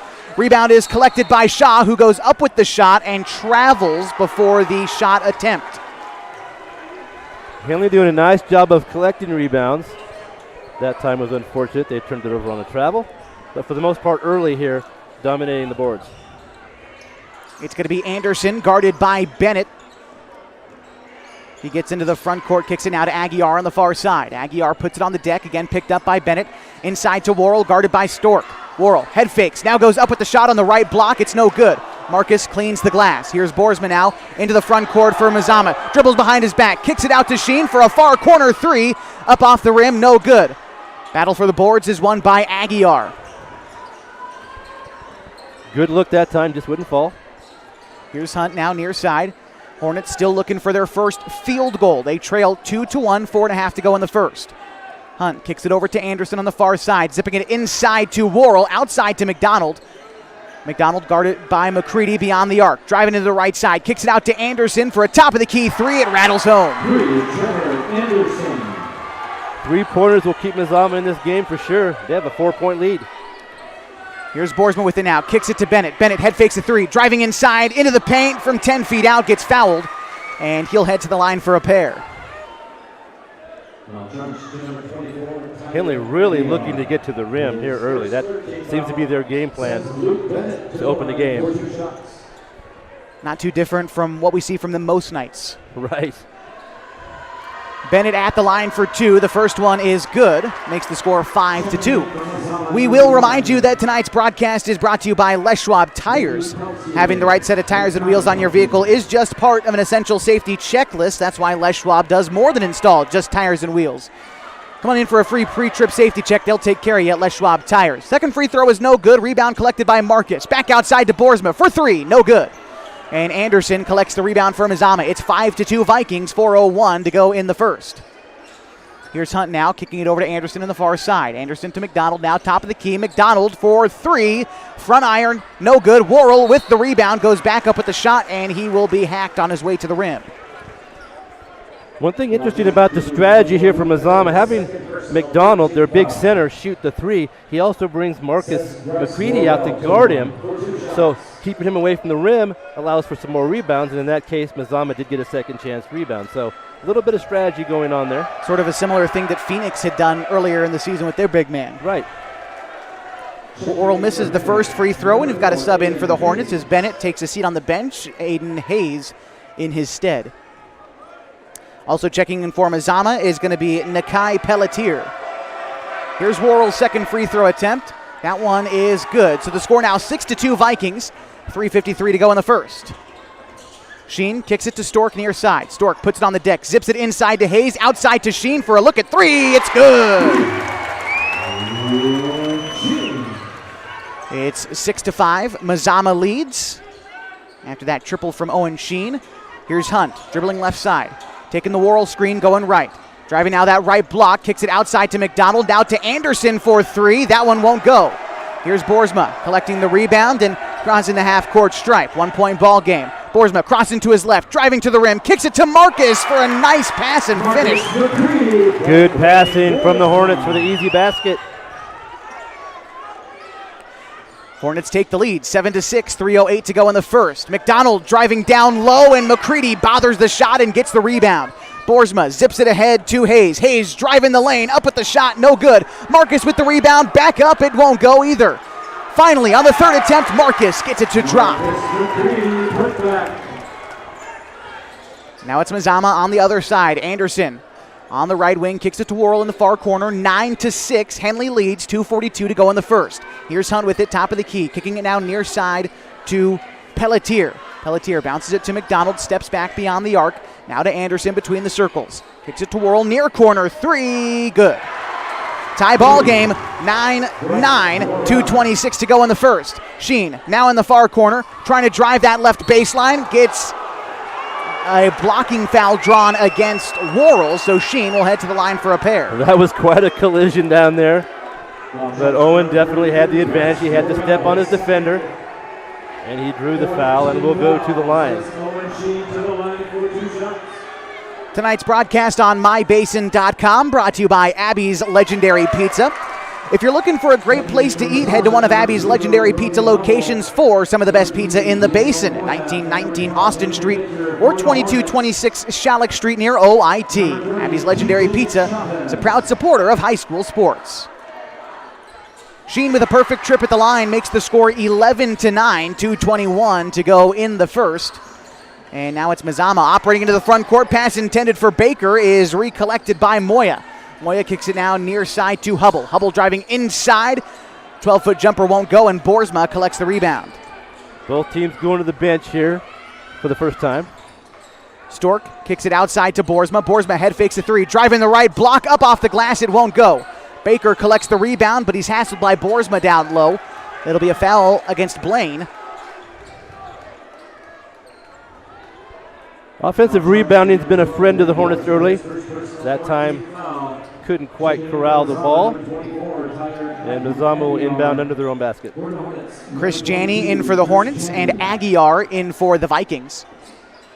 The inbound pass is going to find its way to Moya on the far side. Moya crosses the half-court stripe, driving on the far side. Bothered by Hayes, kicks it to Anderson. Pardon me, that's Hubble. Now kicking it to Aguiar. Aguiar steps back, dishing it inside to McDonald, driving to the rim, and McDonald converts on the layup. That's a nice pass with McCready on the bench. McDonald has the size advantage for Mazama. Near side now to Chavez into the game for the Hornets. Janney now kicks it over to Sheen. Sheen crossing to his left hand, kicks it outside to Hayes. Hayes driving down low, up with the shot, and finishes with his right. Nice finger roll for Aiden. It's now 13-11, Hornets lead, a minute 15 to go in this first quarter. McDonald backing down Chavez, kicks it to Baker, now outside to Moya. Moya puts it on the deck, spins around, guarded by Hayes on the near side wing. Here's Aguiar now, top of the key, brings it left side, takes the McDonald screen at the free throw line, bothered by Chavez, kicks it outside to Baker. Baker lofting it now to Hubble, well beyond the arc, to Aguiar, catch and shoot three on the near side, rattles out. The rebound is snagged by Sheen. Sheen zipping it ahead to Chavez. Chavez thought about a three, kicks it back to Sheen. Sheen driving inside, goes outside to Janney for a triple, no good. The rebound is batted outside and collected by Hayes. Hayes beyond the arc now, dribbling against Moya, kicks it over to Janney. Now Sheen far side, guarded by McDonald, has the mismatch, step back, long two, won't go. McDonald with the rebound, and a foul as Chavez got a little bit handsy on the rebound. McDonald had a nice beat on that ball and was the first one to it. That'll be Henley's fifth foul here in the first quarter. Mazama's got four as the score's 13-11. Henley leads in the first quarter. It's Hubble driving along the far side. Stops, bounces it outside to Baker. Baker lofting it to Aguiar, top of the key. Aguiar guarded by Sheen, kicks it over to Hubble. Hubble now picked up by Stork. 14 seconds left to go in the first. Aguiar takes the bounce pass, top of the key, now near side to Moya. Moya bouncing it to Baker in the near corner. Baker dribbling it back around, top of the key. Back to Aguiar. 4 seconds to go now in the first quarter. Aguiar over to McDonald. He fires a three at the buzzer. It goes for Mazama. At the first quarter buzzer, the Vikings take a 14-13 lead. If the first quarter is any indication of the rest of this ball game, you're going to want to stick around for second quarter action as we continue your coverage of Hornets basketball. 104.3 and 960 Sports, HD video on mybasin.com.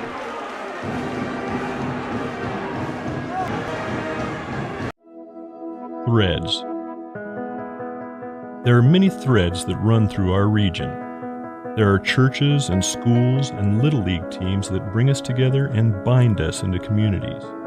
There are roads and cars, there are houses and jobs and businesses, all woven together to make the fabric of our communities. There are financial threads that are part of that tapestry as well. For over 80 years, it's been our pleasure to be headquartered here, providing financial services to generations of our friends and neighbors.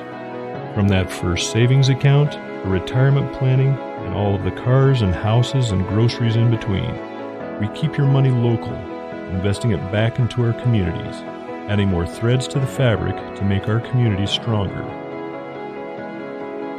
Pacific Crest Federal Credit Union. Find your path. And we join you with the second quarter in progress, a game in which Mazama leads the Hornets 14-13. The Vikings have the ball. It's Worrell driving and Stork picking up a blocking foul on the near side. Again, Mazama leading 14-13, courtesy of the Keegan McDonald three at the end of the first quarter. Mazama sunk 3 triples in that opening frame. Yeah, Mazama really using the three to score the ball here early. All right, it's Aguiar with it now on the near wing for the Vikings, kicking it to Hubble, top of the key. Guarded by Janney. Kicking it now to Aguiar, picked up by Sheen, again on the near side wing. Aguiar puts it on the deck, switches to his left, driving now near side, handing it to Moya. Sheen picked it loose, gets knocked out of bounds. It'll remain Vikings basketball. Vikings having a little trouble working the ball inside. They've settled for some three-pointers tonight, but they've had good looks at those threes and made 3. Here's Aguiar on the far side, kicks it to Moya, top of the key. Now it's Hubble near side. Hubble trying to bounce it down low to Moya. The ball goes out of bounds, last touched by Moya, as the Hornets take possession underneath the rim in the backcourt. So they have an opportunity to take a lead as Aiden Hayes brings it across the timeline for the Hornets. Hayes dribbling with his right, kicking it now to Janney near side, getting it inside to Chavez. A right block fadeaway jumper's no good. Hayes gets the rebound, brings it back out beyond the perimeter, bouncing it inside to Stork. Stork head fakes, drives inside, and will travel before he can get the pass off.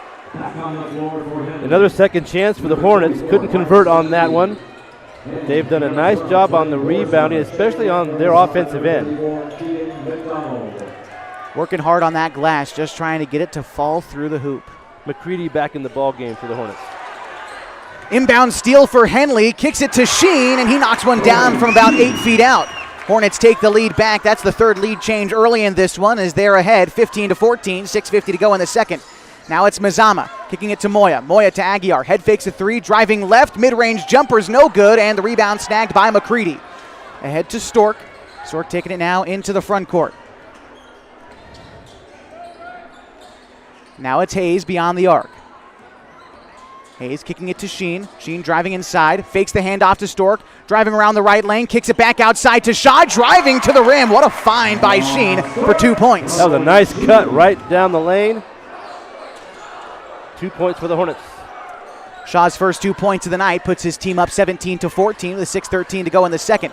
Bounce inside to Worrell. Fadeaway jumper from the left elbow won't go. And McCready cleans the glass. Ahead to Stork as he brings it into the front court for Henley.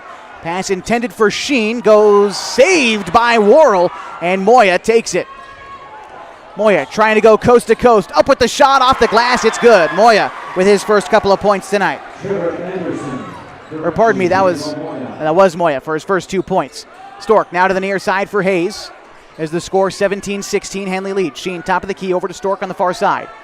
Stork passing it to Boersma, near side wing, lofting it to Sheen. Sheen zipping it inside to Stork on the right block. Bouncing it to Marcus. Fade away from that. Right block is good. Marcus with the one-handed touch. That was a nice looking shot from the right side. Just lofted it through the hoop. Marcus has already got 7 points tonight as Sheen takes it away at half court, driving and can't convert on the dunk. Tried to dunk and could just not get enough lift. Missed the shot. Here's Hubble with it now on the near side for the Vikings. Bouncing it out to Worrell. He takes a long three and splashes it. Tie ball game, 19-19. MAZAMA using the three-pointer. They tie the game. Boersma kicking it to Stork now near side. Stork putting on the deck, driving top of the key. Dribble handoff to Boersma on the far side. 4:50 to go in the second, knotted at 19. Sheen bouncing it inside to Marcus. Bothered by McDonald on the right block. Marcus puts it on the deck, spins around to his right, lays it up off the glass, but it rolls out, and Aguiar gets the rebound. Good post move there. The ball just spun out. Tough break. Moya kicks it to Hubble now on the far side. Guarded by Boersma. Now driving on that baseline. Up with the shot. It won't go, but the rebound snagged by Worrell. Worrell takes the left baseline jumper. That won't go. McDonald rebound underneath. He finally gets the finish. And the Vikings take a lead. 21-19, 4:17 to go in the second. On the other side, a blocking foul as Sheen draws the contact and will head to the line. This is very similar to the game we saw Tuesday, where Henley was a little careless with the ball in the first half, and their opponents were able to get some easy baskets in transition, and then the three ball really kept Hidden Valley in the game the first half. That dried up in the second half, and then Henley had an easy win. Right now, MAZAMA is shooting very well from the outside. If they can maintain that good shooting from out there, they'll be in this game the whole way. Yeah, they're getting good looks from beyond the arc as well. 12 points on triples tonight for MAZAMA. Yeah. Definitely a factor. Owen Sheen, a chance to tie things up. The score 21-20, pending a free throw that Sheen nails. So we are tied up at 21.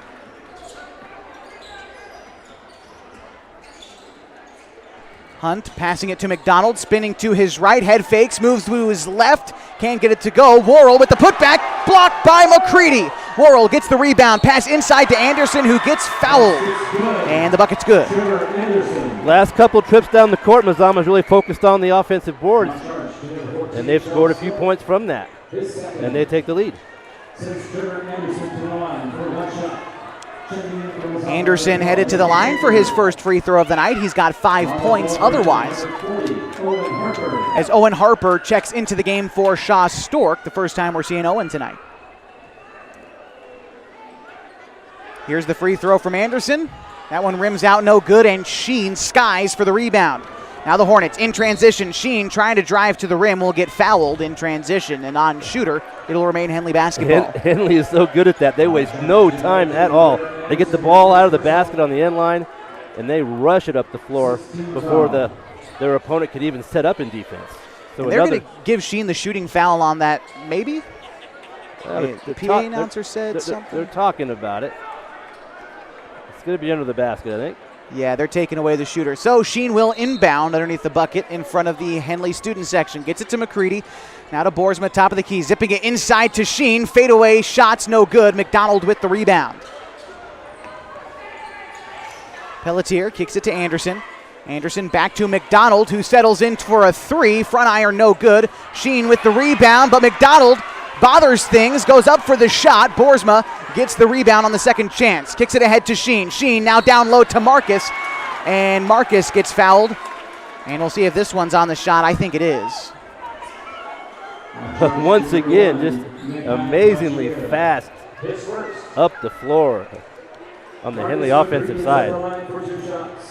And it's made opportunities for them to get either easy baskets or foul shots. They've got that quick straight line speed. Guys like Owen, I mean, even Marcus at 6'8" can really move up and down the floor. Right, they have good athletes as we've seen all year. McCready's first free throw is good, so a second one here would tie the game at 23 with 3.5 to go in the second. Here's Marcus. That one's good, so we're tied again. 4 ties tonight, 4 lead changes, and 1 timeout here in the second quarter. 3.5 to go. We're knotted at 23. More Henley basketball next on 104.3 and 960 Sports with HDVideoBasin.com. To us, pizza the way it ought to be isn't just our slogan. It's our promise and our passion to give you the best dining experience and the best tasting pizza you expect. For over 40 years, we've been making pizza the way it ought to be. Handmade with the freshest and finest ingredients. Our dough is made fresh daily, and we use 100% whole milk mozzarella cheese and toppings edge to edge. There's pizza, and then there's Mountain Mike's Pizza. Pizza the way it ought to be. Back courtside with you inside the Hornets' nest as we are tied at 23 in the Skyline Conference matchup between the Hornets and the Vikings. It'll be Mazama basketball as we come out of the break. The Vikings driving from right to left across your radio dial. Here's Pelletier. Pelletier kicks it to Worrell, well beyond the arc, now hands it to Hunt. Hunt picked up by Boersma, beyond the arc, now Anderson far side, guarded by Bennett. Anderson trying to drive that far side baseline, kicks it to Baker in the near corner. Baker thought about a three before handing it off to Hunt. Hunt now inside to Worrell. Worrell bouncing it to Pelletier, driving to the rim, and a blocking foul. As Sheen thought he had the block, but instead he picks up the blocking foul. Well, that was Harper's foul. And that puts Pelletier at the line for his first and second attempts of the evening. Tonight's broadcast on MyBasin.com is brought to you by Klamath Falls Subaru. Through the Subaru Love Promise and Subaru Share the Love events, Klamath Falls Subaru has donated thousands of dollars to dozens of hometown charities. Comfortable and not corporate at Klamath Falls Subaru, stop by and say hi. First free throw missed its mark from Pelletier. Here's the second. That one's no good either, and Bennett collects the rebound. Hornets again pushing the pace up the floor. Kicking it to Boersma on the far side. Boersma backing down and passing it inside to Marcus. No one was with him. Marcus with the easy finish at the rim. Well done by Boersma. Drew two defenders, found the open player. Now it's going to be Hunt on the far side, guarded by Boersma. Kicks it to Pelletier at half court. Now to McDonald on the right elbow. McDonald steps back, thought about a three, kicks it to Pelletier, who opts for the triple. Back iron, no good. The ball batted out to Boersma for the rebound. Boersma driving coast to coast, up with the shot, and a blocking foul down low. And so Boersma to the line. That was a good job by Blaine that time. He realized nobody was going to be set. Nobody had position inside. So if you have a step on your defender, take it all the way to the hoop, and you will get that blocking foul every time. Both teams now are in the bonus, so they'll be shooting fouls the rest of the half. Each team at 8 fouls, 2:27 to go in the half, and right now Henley leads 25-23. Boersma at the line for a pair. These are his first and second attempts of the night. The first one's good.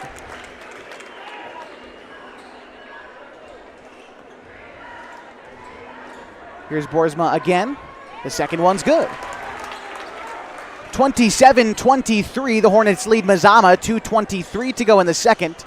Pass inside for Baker, shoots from 13, won't go. Harper with the rebound. Gets it to Boersma.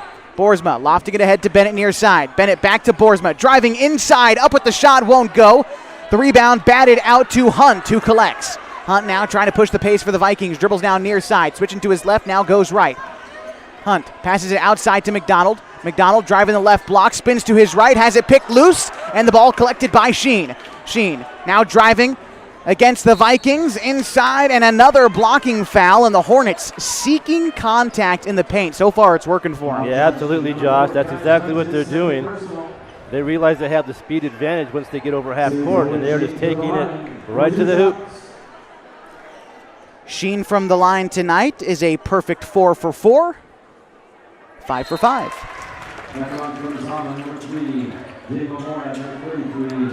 Aiden Hayes into the game for the Hornets. Tyler Aguiar, Bryce Worrell into the game for Mazama. And also Diego Moya in for Mazama. Here's the second free throw from Sheen. That one rims out, no good. Worrell collects the rebound. Shoves it ahead to Moya, but the pass is offline and goes out of bounds. So with a minute 47, the Hornets take possession in front of the scorer's table. That was just an unfortunate, unforced error for Mazama there. Henley gets the ball. Here's Sheen with it now, near side, trying to drive baseline. Stops, spins around, kicks it outside to Harper for a free throw line jumper. That won't go. Rebound is collected by Moya and the Vikings. Moya dribbling now near side. Left elbow jumper won't go. Rebound is collected by Moya again. This time a right elbow jumper. Off the glass, no good, and McCready gets the rebound. Here's Hayes trying to push the pace for the Hornets. Dribbling now near side. Inside and trying to back down to the defender. And that time Hayes not getting to the position. Charging down low, and it'll be Mazama basketball. Yeah, the officials are not letting you gain any kind of advantage offensively. If you're leaning or dropping your shoulder or pushing off a little bit, they will call a charge. Moya passing down low to McDonald, backing out Harper, outside to Anderson for a corner three, rattles home. Another three-pointer for the Vikings. And it keeps it close, now down to a 2-point game, 28-26. Hayes now on the near side. That's Anderson's second triple. He's got 8 points tonight. 56 seconds to go in the second. Henley up 2. Sheen now to the near side to Hayes, back to Sheen, top of the key. Sheen back to Hayes in the near corner. Moving left, kicks it to Boersma now, top of the key. Boersma guarded by Anderson. The Hornets opt to slow things down to end the second quarter. Here's Sheen. Sheen driving right, steps back, 4-3. Sheen, front iron, no good. The rebound batted outside, and Worrell collects. Worrell trying to get it ahead to Moya, but Hayes takes it away to the rim, and Hayes with the scoop and score. What a nice steal and finish for Hayes.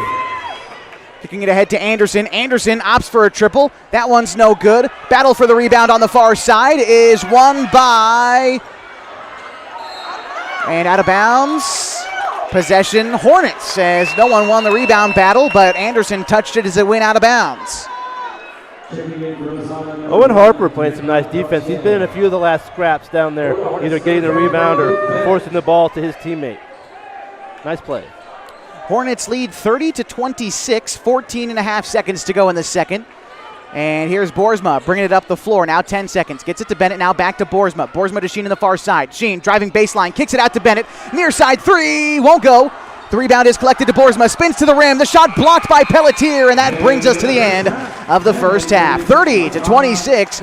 And the Henley Hornets find themselves in front of the Mazama Vikings on the home floor. We'll be back with halftime stats and more as we continue your coverage of Henley Hornets basketball on my.com, also on air on 104.3 and 960 Sports. Comfortable and not corporate. At Clownfall Subaru, we built our business on that simple promise. Well, that and some of the best people you're ever going to meet. Hi, I'm Rob Cedar, General Manager at Clownfall Subaru. Our 62 employees make it easy for us to live up to our comfortable, not corporate philosophy. Friendly faces, easy answers, straight talk, fairness, and exceptional service. These are the things you expect. These are the things that all of our people deliver. Our management team, sales pros, certified service and body shop techs, lot attendants, and detail experts are all 100% focused on you. Local people putting their friends and neighbors first. At Clownfall Subaru, that's the only way we do business. It's comfortable, not corporate. Our team members also spend hundreds of hours each year supporting local charities and events through the Subaru Love Promise. That's the kind of people they are. We're very proud of them. I'm Rob, and this is what makes us comfortable, not corporate. To us, pizza the way it ought to be isn't just our slogan. It's our promise and our passion to give you the best dining experience and the best tasting pizza you expect. For over 40 years, we've been making pizza the way it ought to be. Handmade with the freshest and finest ingredients. Our dough is made fresh daily, and we use 100% whole milk mozzarella cheese and toppings edge to edge. There's pizza, and then there's Mountain Mike's Pizza. Pizza the way it ought to be. The innocence of youth. Is there anything any better? But soon they'll be in high school and facing all the same challenges you faced. How to make friends, how to fit in, how to be cool. We want our children to have everything they'll need to live fulfilling and productive lives. Make sure the kids in your family are among the more than 120,000 participants here in Oregon who take part in high school sports or activities.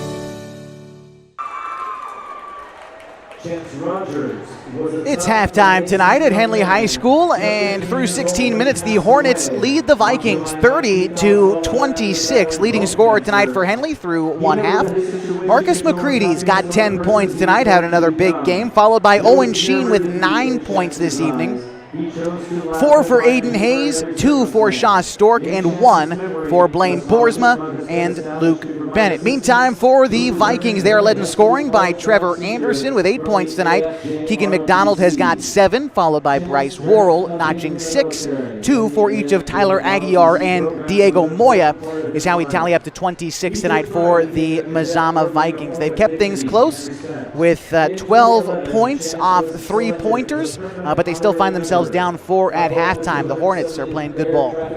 Yeah, Henley once again, we talk about their lineup. They've got 7 or 8 kids that they play off of that bench, and you don't really know who's going to be the scorer tonight, who's going to be the defender tonight. They have enough players that can excel at all those things, and tonight it looks like Owen off to a good start. Owen Sheen with 9, and of course Marcus McCready now. He's kind of been the guy that's there every game. He's got 10 first half points and really doing a good job defensively, changing some shots, and getting a lot of rebounds. So that seems to be the way that Henley wins games in the second half. If Mazama can keep shooting that 3, though, they're going to keep it close. And you talked about the rebounding battle early. It was Henley out in front in the rebound battle. Obviously, we don't have official numbers right in front of us here, but it seemed like Mazama was starting to even things out with a few offensive rebounds of their own. Each team working really hard on the glass in an intense game like this one. Yeah, I agree. Mazama definitely had a better rebounding second quarter, and it got them back in the ball game, yeah. The score at halftime tonight is 30-26. We're going to take a break, and when we come back, we'll take a look around the Skyline Conference just to give you an idea of what we're thinking about here. How many more wins does Henley need to seal up their second straight Skyline Conference crown? We'll talk about that when we come back as we continue your coverage of Hornets basketball tonight on 104.3 and 960 Sports with HD Video, mybasin.com. Threads. There are many threads that run through our region. There are churches and schools and little league teams that bring us together and bind us into communities. There are roads and cars, there are houses and jobs and businesses, all woven together to make the fabric of our communities. There are financial threads that are part of that tapestry as well. For over 80 years, it's been our pleasure to be headquartered here, providing financial services to generations of our friends and neighbors. From that first savings account, to retirement planning, and all of the cars and houses and groceries in between, we keep your money local, investing it back into our communities, adding more threads to the fabric to make our communities stronger. Pacific Crest Federal Credit Union. Find your path. 2016 Phoenix leads.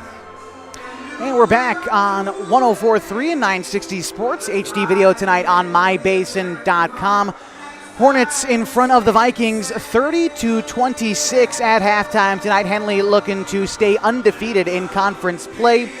With that, they would pick up win number 6 if they're able to close things out tonight. And the one other game we're keeping track of this evening is Phoenix taking on Klamath Union. And at halftime tonight, Phoenix is actually in front of the Pelicans right now, 20-16.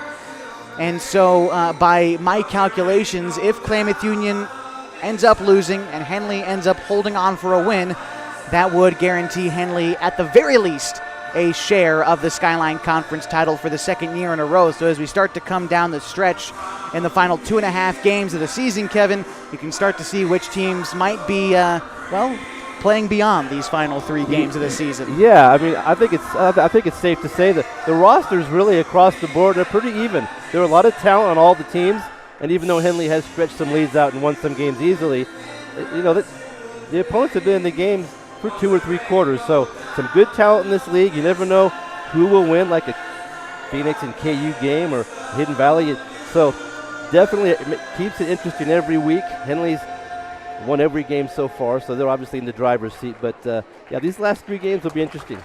The interesting thing also is moving forward, Klamath Union and Phoenix. Those are the 2 teams left on the schedule for Henley after tonight. We'll be hosting Klamath Union 1 week from tonight, and then the following Tuesday, we'll be on the road against Phoenix to close out the season. So that game over there in Phoenix and Talent area really does hold a lot of water in terms of what Henley is looking forward to, not only in their final 2 games, but also a potential playoff berth down the line as we start to look forward to March 8th, 9th, and 10th at Forest Grove High School. It's where everyone wants to go to, Kev. Yeah, and all the coaches right now in the league, all the coaches around the area, that they're talking about that. You know, tonight's game's very important, but there's still 2 more. Yes, sir, there is. And that hasn't been lost on any of the coaches. So you just take one at a time, do the best you can, and see where it all shakes out. But Henley's sure in a good in a good position right now. Certainly are, as we will take one more break on the halftime show tonight. When we come back, we'll talk a little bit about the third quarter action coming your way as we continue coverage of Henley Hornets basketball tonight. 104.3 and 960 Sports with HD video on mybasin.com. Fourth half, Henley 30, Mazama 26. Comfortable and not corporate. At Clown Falls Subaru, we built our business on that simple promise. Well, that and some of the best people you're ever going to meet. Hi, I'm Rob Cedar, General Manager at Clown Falls Subaru. Our 62 employees make it easy for us to live up to our comfortable, not corporate philosophy. Friendly faces, easy answers, straight talk, fairness, and exceptional service. These are the things you expect. These are the things that all of our people deliver. Our management team, sales pros, certified service and body shop techs, lot attendants, and detail experts are all 100% focused on you. Local people putting their friends and neighbors first. At Clown Falls Subaru, that's the only way we do business. It's comfortable, not corporate. Our team members also spend hundreds of hours each year supporting local charities and events through the Subaru Love Promise. That's the kind of people they are. We're very proud of them. I'm Rob, and this is what makes us comfortable, not corporate. To us, pizza the way it ought to be isn't just our slogan. It's our promise and our passion to give you the best dining experience and the best tasting pizza you expect. For over 40 years, we've been making pizza the way it ought to be. Handmade with the freshest and finest ingredients.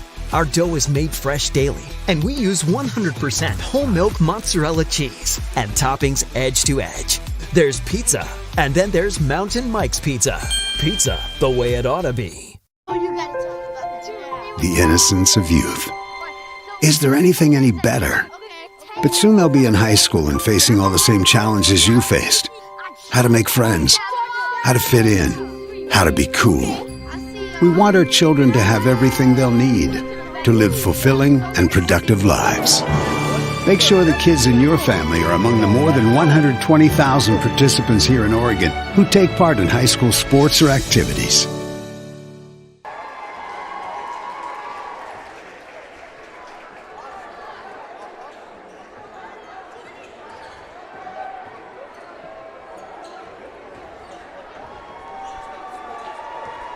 Getting close to third quarter action tonight from the Hornets' Nest on the campus of Henley High School, just a few miles south of downtown Klamath Falls, as we welcome you back. My name's Josh Eldridge, along with Kevin Petrick on the call tonight. And as we've played, we played 6 quarters of basketball tonight. That includes the girls who won earlier for Henley in a great contest and a great atmosphere tonight with both student sections in the building and a lot of community members as well. Yeah, we talked to our team after the game, and I'm sure the boys are talking about it as well. Just how important and just how fortunate we are. I mean, 90% of the teams in the state don't get to play a meaningful game like this. You've got a rivalry. It's important for the league standings. You've got there's not a seat here. No. This place is totally full. People are standing around the gym. It's just a really neat atmosphere that our kids get to experience. And whether you win the game or not, I mean, of course you want to win, and it's exciting to win that game. But just a good opportunity for the community to watch and for the kids to play, and a good learning experience. And tonight at Henley's been just a great example of that with the military night and the crowd support. It's just been a fun atmosphere with 1 half left to play. Yeah. And certainly in a game like this, they call it the Southside Series between the Hornets and the Vikings. But we do have one more rivalry match on the schedule. A week from tonight, we'll welcome the Pelicans into the Hornets' Nest. And I mean, gosh, if you're listening right now and you're on the fence about coming out, just come on out. Right. It's going to be a great one, as well as this one has. But when this gym gets rocking, there's not another atmosphere like it, especially with that cowbell city, they call it, behind that right goal. And what's also key is the later in the season you get, the more important the games are. So it just heightens the whole experience that much more. So yeah, it's great tonight, and a week from tonight, I suspect it'll be great as well. Well, we still have a third and fourth quarter in front of us, just a couple of minutes away from that kicking off, as we kind of think about what Henley or Mazama might change coming out of the locker rooms. I don't think both teams got shoved off their game plan in the first half. They both kind of seem to do what they want to. It's just that Mazama trails by 4. Yeah, I think if you're the Vikings, living and dying by the 3 is kind of a tough way to go. So they may want to try to slow the game just a little bit, slow it down a little bit, and look inside, get some better looks and some easier shots. I thought they took a lot of difficult shots. Henley probably won't change much. You get to the rim, either get an easy look at the basket or draw the foul. You talked about those 3-pointers for Mazama. 15 of their 26 points coming from beyond the arc. Yeah, if they can keep getting good looks and making those, they'll be in good shape at the end of the game. But if they try to get a little more offense closer to the hoop, it might be in their best interest here in the third quarter. Getting ready for basketball in the third frame. It'll be Shaw Stork, Blaine Boersma, Luke Bennett, Marcus McCready, and Owen Sheen on the floor for the Hornets. For the Vikings, it's Anderson, Hunt, McDonald, Worrell, and Aguiar as the Hornets start with possession. Stork zipping it near side to Bennett, getting it down low to Marcus, who spins around to his right side, tries to finish over McDonald. The ball goes out of bounds. Possession to the Vikings. McDonald laughing with McCready as they go down the court. Little competition there and good fun at the same time. Here's the Vikings now as Hunt comes along near side, takes a step to his left, now to Worrell. Worrell kicks it outside to Aguiar. Aguiar head fakes a 3, now to his left, kicks it to Hunt. Hunt loses a dribble but recollects, kicks it to Anderson, now top of the key. Guarded by Bennett as the Vikings drive from left to right. Here's McDonald taking a step to his left, kicking it to Aguiar. Aguiar controls the loose ball, takes the McDonald screen going right, now a step to his left. Aguiar, bothered by Sheen beyond the arc, kicks it to Anderson.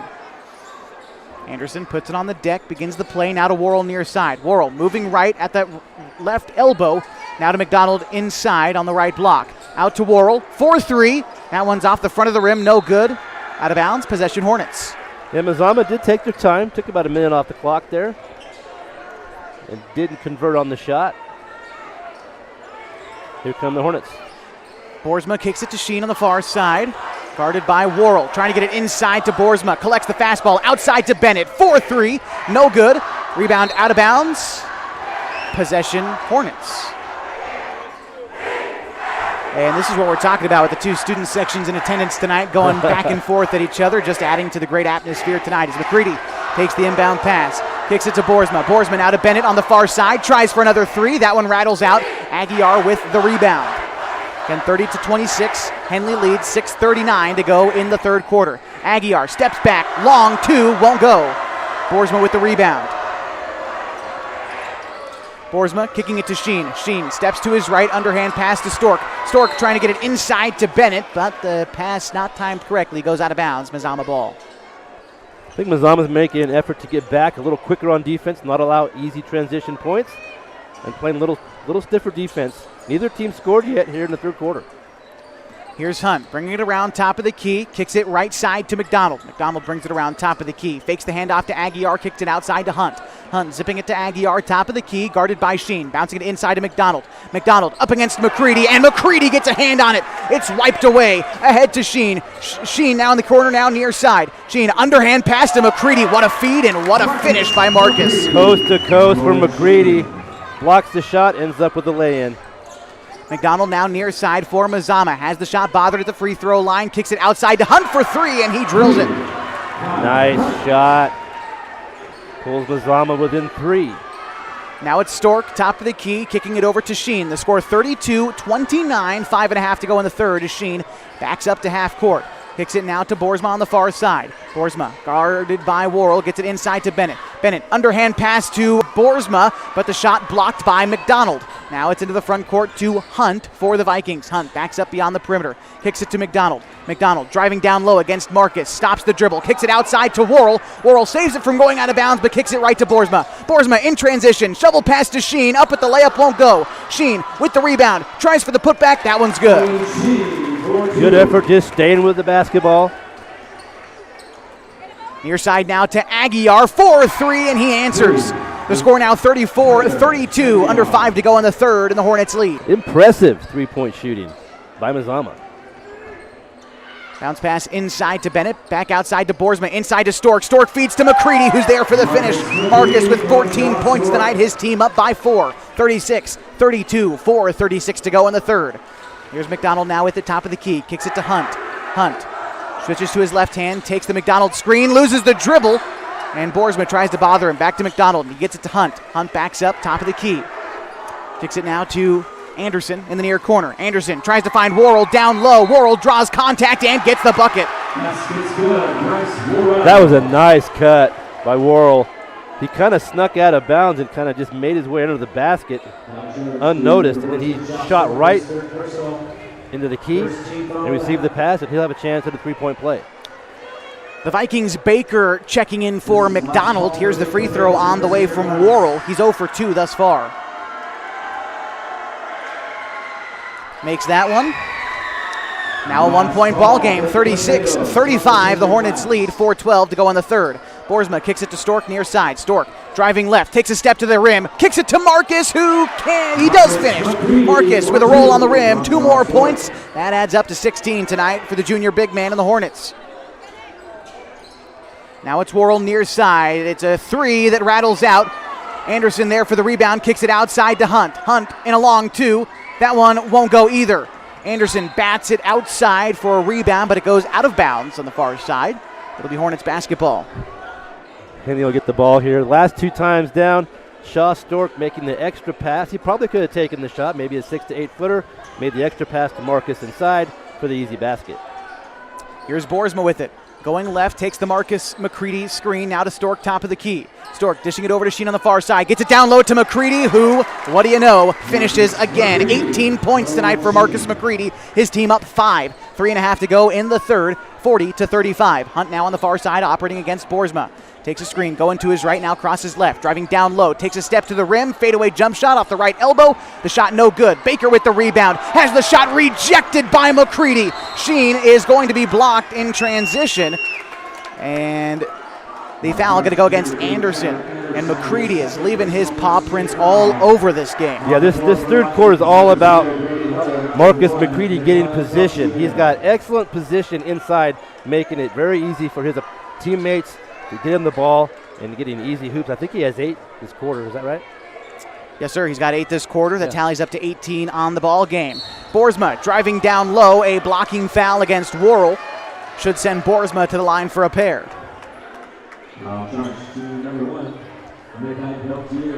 It's a good halftime adjustment by the Hornets. Really, really looking inside to the big guy, and it's opening things up for everybody. Boersma's first free throw is good, and mentioned it at the top of the broadcast tonight, but Marcus led his team in scoring on Tuesday with 15. Tonight he's already up at 18 with 3:05 to go in the third. His team up 6, 41-35. Here's Boersma's second free throw. That one's good as well. 42-35, 3:04 to go in the the third. MAZAMA trails the Hornets. Pass to Baker at the free throw line. Baker bouncing it outside to Hubble on the far side. Hubble loses the handle but recollects. Top of the key. Kicks it over to Hunt. Hunt for 3. Will not go, but Hubble collects the rebound. Tries to put it back up and in and can't. Marcus with the rebound. And he gets fouled trying to collect the loose glass. Yeah, Marcus controlling things now inside on both ends of the floor. I think Henley, this is their biggest lead of the game. I believe it's 7. Boersma bringing it into the front court for the Hornets. Backs up, kicks it to Sheen, top of the key. Sheen inside to Marcus on the right block. Bounce pass inside to Stork, and Marcus with the feed gets 2 points for Shaw Stork, 44-35 in the Hornets lead. He returned the favor. That time he passed to Shaw. 4 points tonight for Shaw. Pelletier passing it outside to McDonald. McDonald head fakes the 3, bounces it to Baker. Baker back to Pelletier, guarded by Bennett on the far side. Pelletier going to hand it to Hubble. Hubble dribbling left, back to Pelletier, top of the key, 4-3. Front iron, no good. And the rebound is going to go out of bounds. Possession Hornets. And MAZAMA's last few three-pointer attempts have missed the mark, and surely enough, Henley has extended their lead to 9.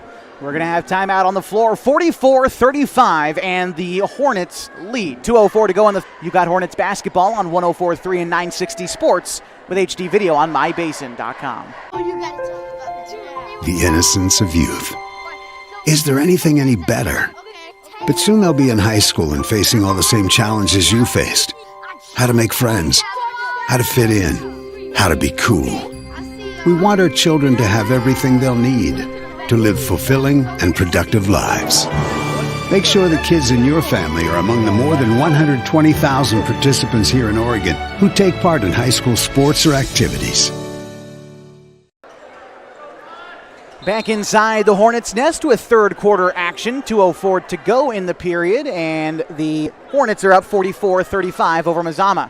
Pass goes to Stork on the far side. Stork shoveling it out to Boersma. Thought about a three, gets it inside to Marcus. Marcus getting it down into Stork. Stork is fouled on the drive, not the shot. That was a risky pass. There was a lot of traffic in there, but somehow the ball made its way to Shaw, and he drew the foul. Fourth team foul for Mazama. Compare that to 1 for Henley as Shaw checks out. Aiden Hayes checks in. Boersma to inbound underneath the bucket. Lofting it high to Hayes. Well beyond the arc, kicks it to Bennett. Bennett guarded by Hubble tightly on the far side. Kicking it now in the far corner to Sheen. Sheen zipping it back to Bennett, now to Boersma near side. Boersma down low to Sheen. Left elbow jumper, rolls out. McCready battling for the rebound, tries to put it back up, and a foul. This one's going to go against Marcus, an over-the-back foul as he tried to get the rebound. Yep, he just lost a little position there and had to go over the back. Henley's second foul here in the second half. And Marcus's motor showing through there. Those are fouls, I think. You're never okay with the foul, but I think Hammond can swallow that one. Sure. Here's Hunt now on the near side, kicks it to McDonald. McDonald thought about a three, tries to get it back to Hubble, but the loose ball collected by Pelletier. Pelletier driving inside, stops, spins around, shoots, no good. McDonald with the rebound, goes up, McCready with the block. Ooh, they got him with a foul. I'm not sure what, they may have just called that out of bounds, Josh. Gotcha, I thought I saw him raise the fist, so no foul against Marcus. Yeah, it did look like that at first. Lofting it high to Hubble. So credit the block to Marcus McCready. Now on the far side to McDonald. Over to Hubble. Hubble taking the screen. Going left. 4-3. Bounces off the back iron. No good. The rebound is snagged by Boersma. Boersma hassled in the far corner but finds Bennett. 1 minute left to go in the third. It's a 9-point game. Here's Baker now. After the turnover, Hayes takes it back but will go over and back. A lot of chaos there at midcourt. And just an honest mistake. Ends up being an over and back call. Mazama will inbound. Chris Janney going to check in for Luke Bennett in the Hornets. Again, 44-35, 51 seconds to go in the third quarter, a game in which Henley leads Mazama. Near side now to Hubble. Hubble fakes the right step, now kicks it to Pelletier. Pelletier at the left elbow, bounces it outside to Hunt. Loose ball is going to be collected by Boersma. Again, into the front court. Boersma collects another loose ball and a blocking foul against Hubble. Won't be a shooting foul. It'll be the fifth team foul for Mazama with 36 seconds to go in the third. Again, they trail by 9. Boersma was chasing the ball all the way down the court. And once he finally got a hold of it, he got fouled. So good effort by Blaine. Worrell checks back into the game for Baker. So that was the first foul on Hubble, and again the fifth for Mazama as a team this half. Here's Boersma to inbound, lofting it high to Hayes, as Hayes brings it back out half court. Dishes it over to Janney, far side now to Boersma. Boersma getting it inside to Sheen at the right elbow. It's swiped away by McDonald. McDonald trying to operate in transition, tries to get the pass down low to Hubble, but it's stolen away by Boersma. Boersma gets it ahead to Hayes. Hayes into the front court, loses the dribble on it, but recollects, brings it on the far side, kicks it to Sheen, now back to Boersma, top of the key. Boersma guarded by Hubble, kicks it to Hayes. Hayes bouncing it down low to Marcus on the right block. The pass intended for Sheen is knocked away. It's going to be Hubble who takes it up the floor. 2 seconds left to go. McDonald from half court will not get the shot. 44-35 the score after 3 quarters tonight inside the Hornets' nest, and Henley leads the Vikings. We'll be back with fourth quarter action next on 104.3 and 960 with HD video on mybasin.com. During COVID, I gained over 24 pounds. I lost motivation in working out. I lost motivation in eating healthy. And for me, if I'm not active, I just don't eat well. But then I started taking a class at Harbor's gym called High Low. The first week I felt like I didn't fit in and I couldn't do it, but the instructor was so kind and thanked me for coming and told me how well I did. I was like, No, I wasn't, but it made me come back the next week, and the next week, and soon enough, I was keeping up with the class. I started introducing more classes, and then going Saturdays, I learned how to lift weights accurately with repetition. I started lifting on my own. I started golfing too with my husband, and all of a sudden, I was buying salads instead of sandwiches. Small victories happened week by week, and it's 100% because of Harbor, their staff, their gym, the golf. My husband is getting out of the house and working out with me. His golf game is increasing, we're lifting together, and we feel good. Harbor, where I lost my reins and got my gains. So back ready for the fourth quarter as the Hornets emerge with Hayes, Boersma, Janney, Sheen, and Chavez. For the Vikings, it's Anderson, Hunt, Aguiar, Worrell, and McDonald. The score, 44-35. Henley leads to begin the fourth. Here's Anderson now near side, gets it to Aguiar on the near side wing. Aguiar taking the McDonald screen on that right elbow, kicks it to Worrell. Worrell, mid-range jumper is bothered, and the pass intercepted by Janney. Now it's Sheen in transition with the left hand. The floater's no good. Rebound is collected by Sheen. Sheen lofting it high to Janney. Janney gets it to Chavez, now top of the key. Over to Hayes on the far side. Hayes bouncing it to Sheen. Sheen dribbling right, kicks it back to Boersma, top of the key. Boersma all by his lonesome, well beyond the arc. Gets it to Chavez on the right elbow. Back outside to Sheen on the far side. Sheen zipping it to Janney on that right elbow. Now gets it to Boersma before Sheen gets it on the far side again. Sheen zipping it down low to Hayes. Back outside to Janney for a far corner threes. Good! Good possession for the Hornets. Patient and execute the three-pointer. It's going to be 47-35, 7 to go in the fourth. Aguiar spinning around on the left block, throws one at the rim, and that falls. Tough shot. He hung in the air for a while before he put that one in the hoop. Now it's Boersma, brings it into the front court. That was 7 points tonight for Aguiar. Here's Chavez, top of the key. He's going to hand it to Sheen. On the far side, Sheen gets it to Boersma. Anderson tried to jump the passing lane, kicks it to Hayes near side. Hayes driving down low, up with the shot. Contact down low, but no whistle. Aguiar comes away with the loose ball. Bringing it into the front court now. Goes right with it against Janney. Stops at the free throw line for the mid-range shot. No good. Chavez with the rebound. Now to Boersma. It's 47-37. 6:19 to go in the final frame, and the Hornets lead the Vikings. Boersma kicks it over to Hayes on the far side, guarded by Hunt. Now to Janney, picked up by Anderson beyond the key. Chavez to Sheen in the near corner. Sheen opts for a triple. Front iron no good, and Hunt collects the rebound. Hunt pushing the pace, trying to drive the lane, down low, up off the glass, and a foul. It's going to go against Sheen. That was a nice drive to the hoop. It's quite noticeable when McCready's out of the ballgame. He's on the bench right now taking a little rest, and that definitely just gives Mazama incentive to go to the basket. Just like that last play right there. Also something to keep track of, 15 points off three-pointers in the first half for Mazama. In this half, just 6 so far.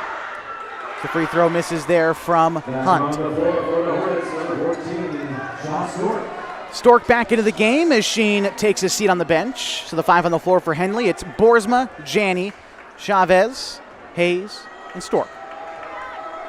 Second free throw on the way for Hunt. That one's good. 47-38, 5:48 to go in the ball game. Now it's Janney with it on the far side as Henley leads. Stork trying to drive that far baseline, up with the shot, back iron no good. Hayes right there for the putback. And a timeout called by Coach Hammond. We'll take one as well.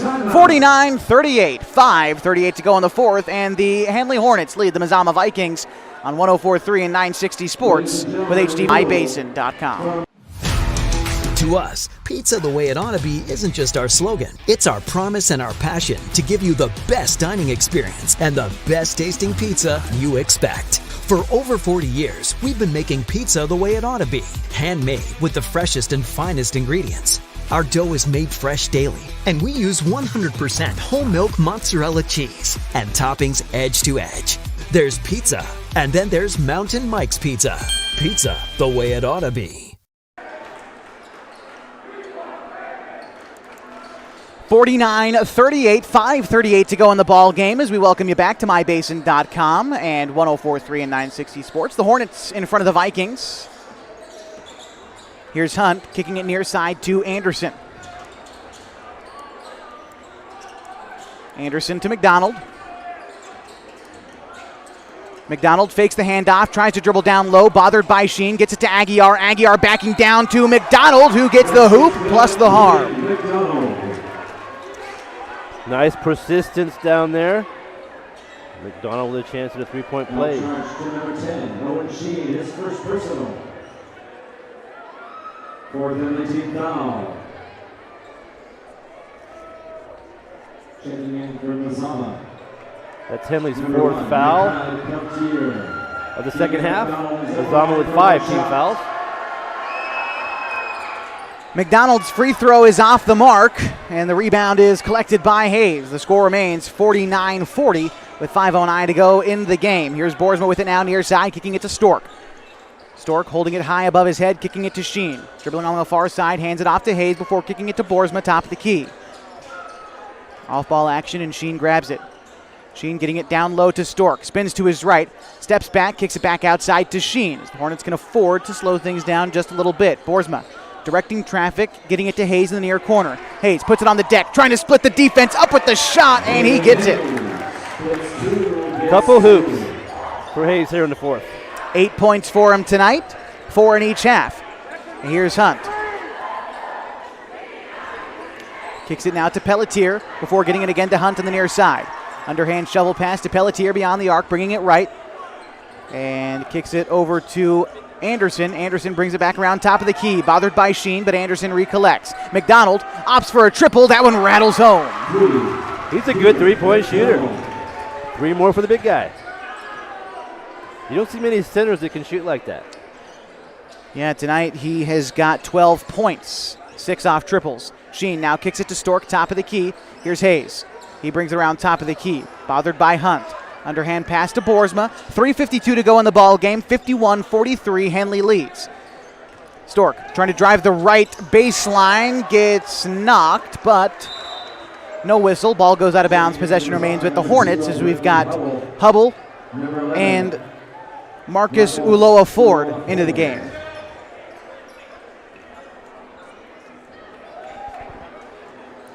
Sheen to inbound to McCready, who's back into the game for the Hornets. Stork kicking it near side to Boersma, has all day to fire a 3, but misses the mark. It's Uloa Ford with the rebound. 51-43, Henley leads. 3:33 to go in the fourth. Hunt kicks it over to Hubble on the far side. McCready guarding him at the perimeter. Kicks it to Anderson, picked up by Boersma.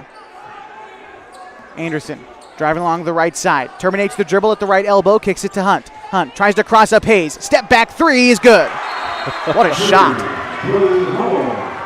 Another nice long distance basket for the Vikings, and they pull within 5 with just over 3 minutes left. 51-46, 3:15 to go in the ball game. We're going to step aside. We've got more Hornets basketball next on 104.3 and 960 Sports with on mybasin.com. The innocence of youth. Is there anything any better? But soon they'll be in high school and facing all the same challenges you faced. How to make friends, how to fit in, how to be cool. We want our children to have everything they'll need to live fulfilling and productive lives. Make sure the kids in your family are among the more than 120,000 participants here in Oregon who take part in high school sports or activities.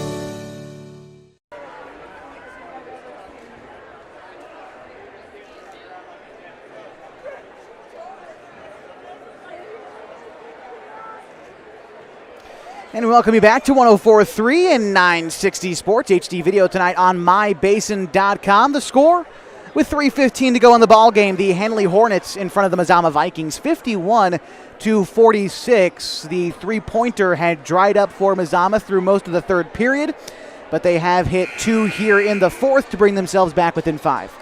Yeah, Henley had a really good third quarter, and they built a pretty good lead, but Mazama showing that they have the offense that can keep them in the game. And they're only down 5. Yeah, you know, in a game like this, neither team is going to go away easy, and the Vikings showing some resilience. It'll be the Hornets who start with the basketball, as Mazama bothering Boersma all the way up the floor, getting it into McCready, shoves it to Stork, now to Sheen. Sheen kicks it to Stork. Stork now to Marcus beyond the perimeter, gets it back to Boersma. Boersma taking the McCready screen, going right. Kicks it to Stork. Stork to Sheen in the near corner. Sheen trying to loft it high for Marcus. That long reach, not enough, but a foul.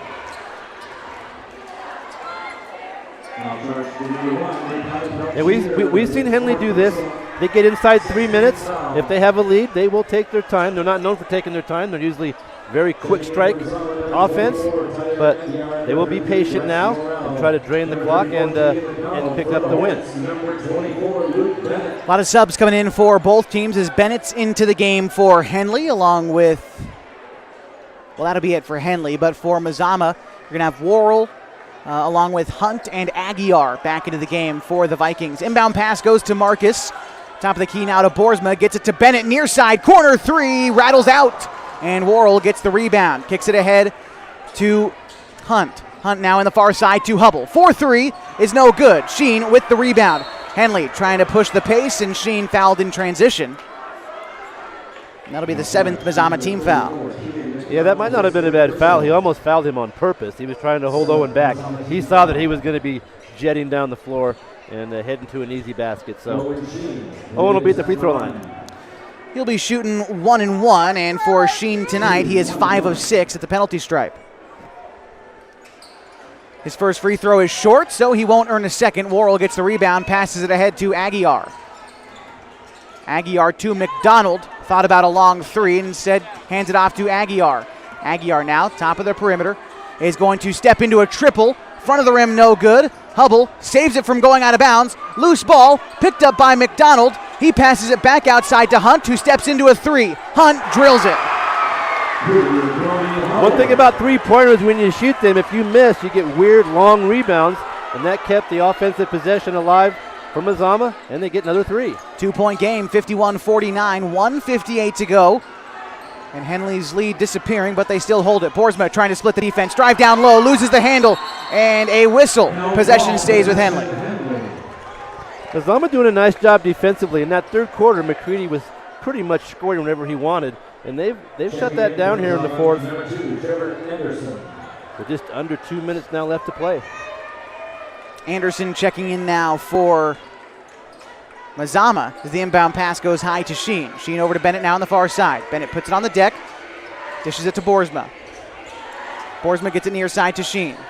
Sheen lofting it to Stork, top of the key. Stork back to Boersma. Boersma zipping it to Marcus on the right elbow, back outside to Bennett. Bennett driving on the right side, terminates the dribble, loses a handle on it, ball goes out of bounds. Possession stays with the Hornets. That was good defense by Mazama. They're not in panic mode yet. They don't need to foul. Just play stingy defense and hope for a turnover or a bad shot. A minute 30 to go in the game, and Henley leads by 2, 51-49. Boersma gets it to Stork near side. Stork driving down low, loses a handle on it, and Anderson comes away with the loose ball. Mazama a chance to tie, but a timeout will have to wait. 51-49, a minute 20 to go in the ball game. The Henley Hornets lead the Mazama Vikings. And this game every bit as exciting as this crowd in the Hornets' Nest could hope for.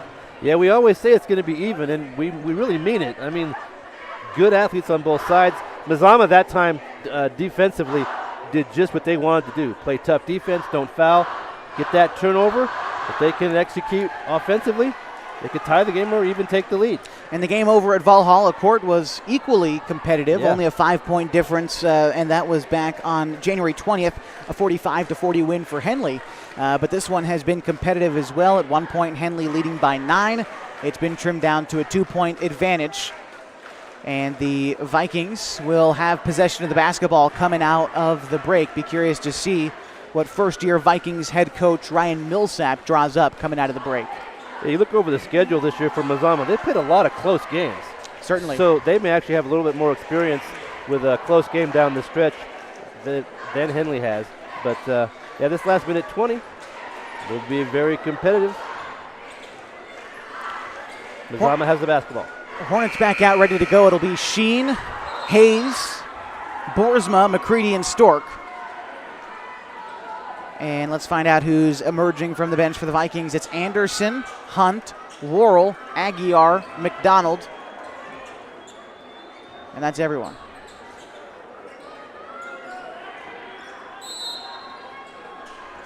Vikings basketball. Anderson to inbound is going to find Hunt. Hunt guarded by Hayes, kicks it over to McDonald. McDonald asking for a screen, moving left, kicks it to Aguiar now in the far corner. Aguiar steps into a triple, good. Big shot. Vikings take a 1-point lead, 52-51, 1:07 to go in the ball game. Boersma into the front court. Kicks it over into the far side to Sheen, and Sheen gets fouled. Will go to the line for 1-1. Definitely an advantage. The Hornets are in the bonus, so they'll be shooting on every foul. The Hornets have only committed 4 fouls this half, so MAZAMA won't get to shoot until they get to 7. One free throw to tie for Sheen. Here it is. It's good. So he's got an opportunity now to take the lead. That's a good clutch free throw. Well done by Owen. He has one more.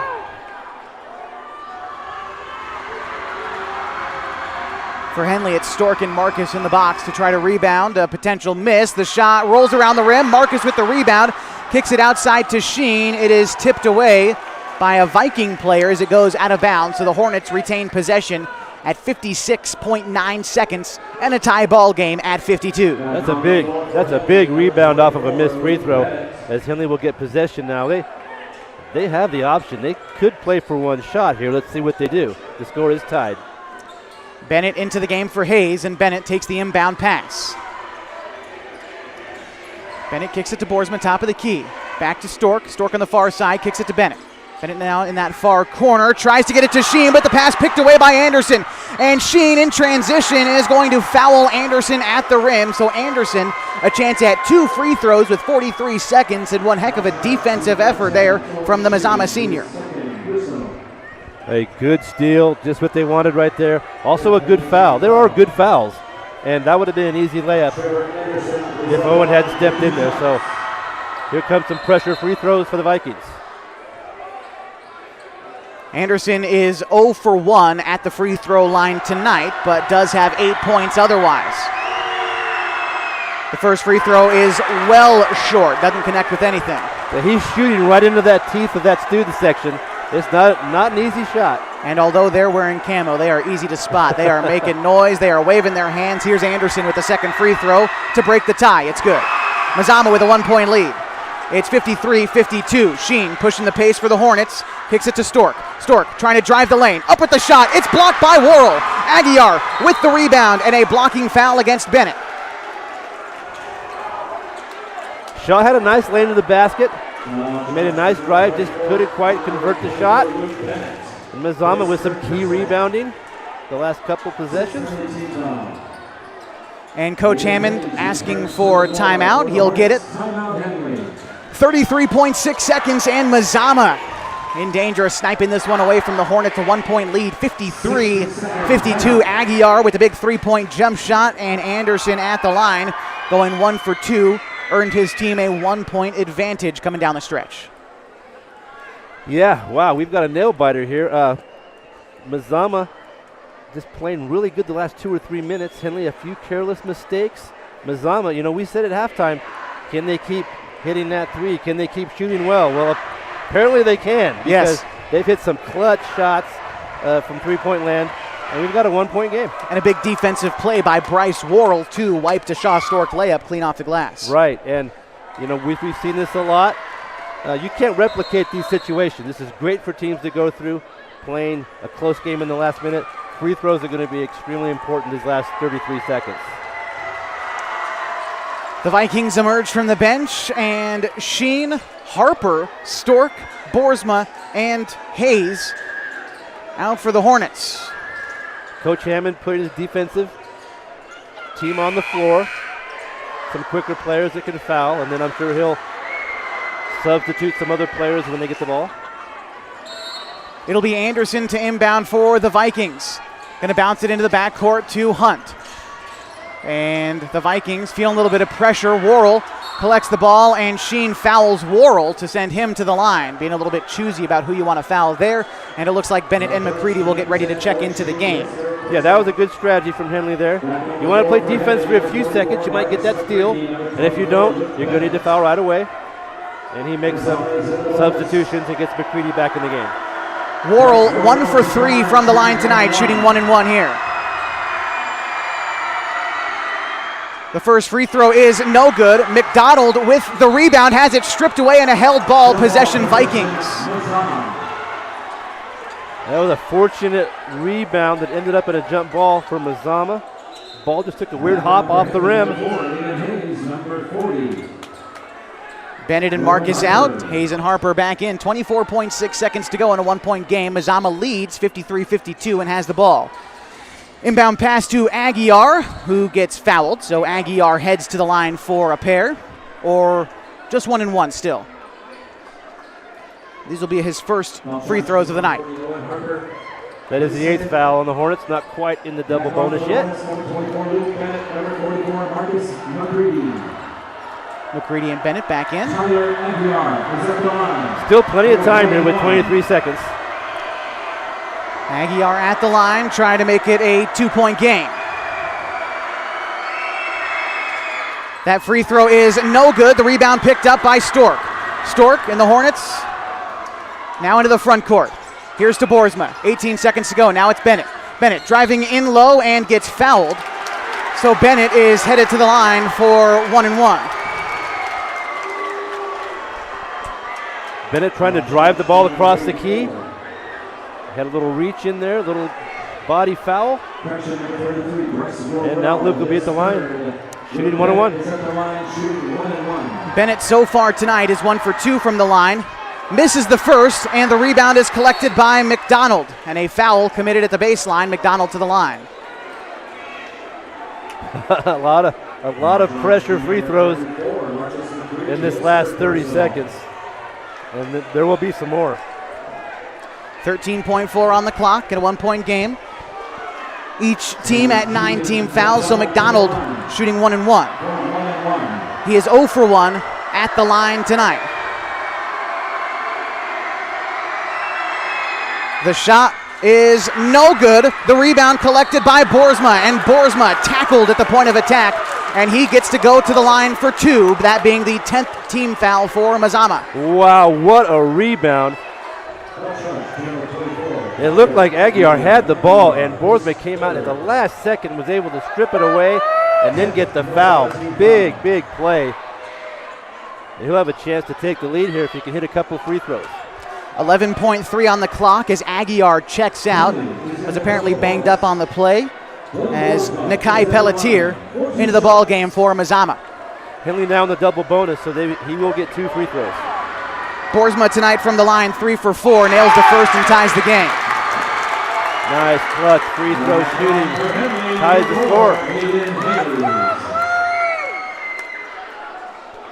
Second free throw to take the lead for Henley. He's good. Boersma with a perfect trip of the line, and with 11 seconds, Coach Millsap calling time. And those were 2 big free throws. There's not much more you can say than that. No, clutch free throws. Both teams have had to shoot a lot down the stretch the way the coaches decided to play it. So a lot of fouls, a lot of free throws. Henley right now with a 1-point advantage. But Mazama has the ball. With 11 seconds, they have plenty of time. They've hit enough long-range jumpers tonight that you have to kind of defend against that. You can't just pack it in because they can shoot the jump shot. They will try to get the best shot they can, probably in 5 or 6 seconds, give themselves time to get a rebound maybe and win the game. A lot to think about, though, for the Hornets as well. I mean, Mazama, they're dangerous beyond the arc. You got to guard them out that far, but you can't overplay them. Right. There's a lot to think about on the defensive end for Henley still. 11 seconds can feel like a lifetime out there on the floor. One thing about Henley, they're a very good defensive team, and they can play for 11 seconds. I'm sure Coach Hammond's telling them you got 11 seconds to play tough D. If you can get through that, you can win this game. So they're up by 1, 54-43. And a foul of any variety for Henley would send a Mazama player to the line for 2, as it's Sheen, Boersma, Stork, Hayes, and McCready emerging from the Henley Hornets bench. We'll find out who Mazama has got on what might be the final possession of the ball game. It'll be Hunt, Anderson, Worrell, McDonald, and Aguiar. So Aguiar back into the game after being banged up a little bit on the previous play. Here we go, Anderson to inbound. Henley's going to pressure full court, man-to-man here. And he calls timeout. We're going to see another timeout. Yep. Well, with that, we will remind you that tonight's broadcast brought to you by Mountain Mike's Pizza. Refuel after the game at Mountain Mike's. You've earned a pizza made with 100% whole milk mozzarella and toppings piled so high that you'll need a mountain guide to reach the top. Mountain Mike's Pizza on Washburn near Walmart Shopping Center. Mountain Mike's Pizza. Pizza the way it ought to be. I like that move by Coach Hammond.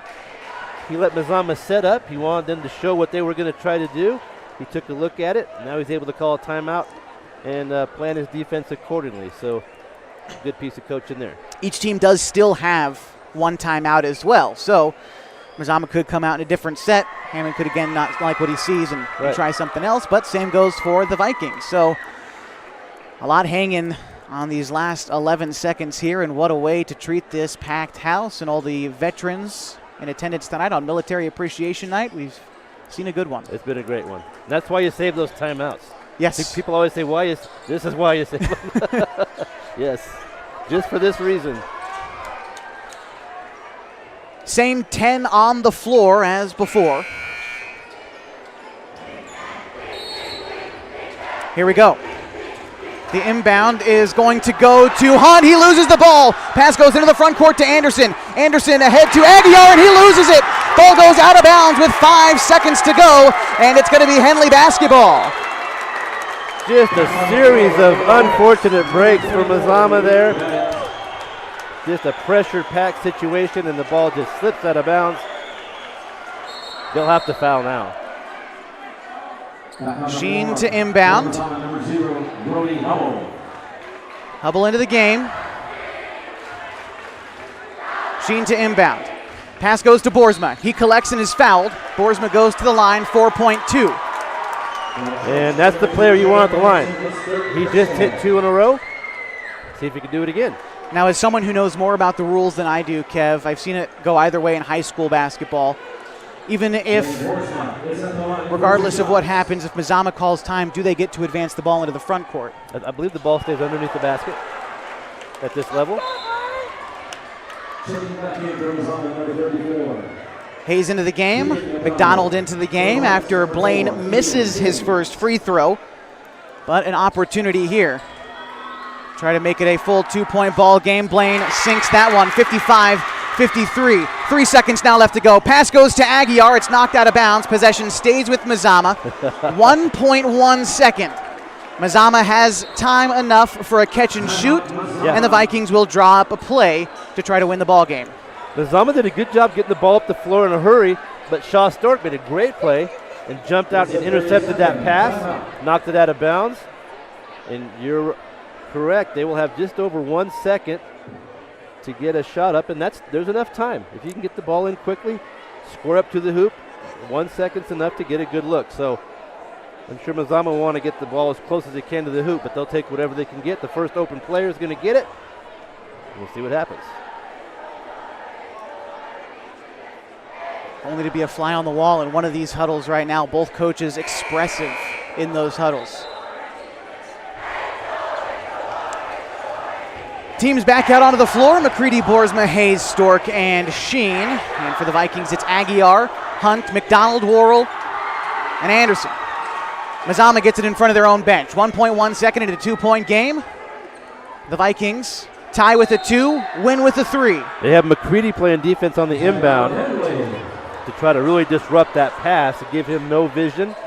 And that's one good strategy.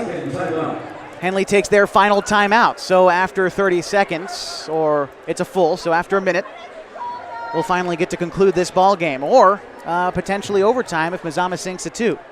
A lot of ways this thing could go down. Regardless, it's been a great one. So glad that you could have joined us tonight. We'll remind you that this broadcast on mybasin.com has been brought to you by Harbor Isles Tennis and Fitness Club. Harbor Isles Tennis and Fitness have the most understanding trainers that you could ask for. They help you get motivated, and their workouts will make you feel accomplished all day long. Harbor Isles Tennis and Fitness wants you to lose those reins and get your gains. Hornets back out onto the floor. Hornets will just play tough man-to-man defense. Mazama's going to be setting a lot of screens here. You can be assured they're going to be setting screens away from the ball and rotating players, trying to get open. They could just get open for just a second, get the ball, and put the ball up. We'll see if Henley decides to put McCready under the basket. And it looks like they're going to try to check Chavez into the game as well. Yeah, or back on the sideline. We'll see here.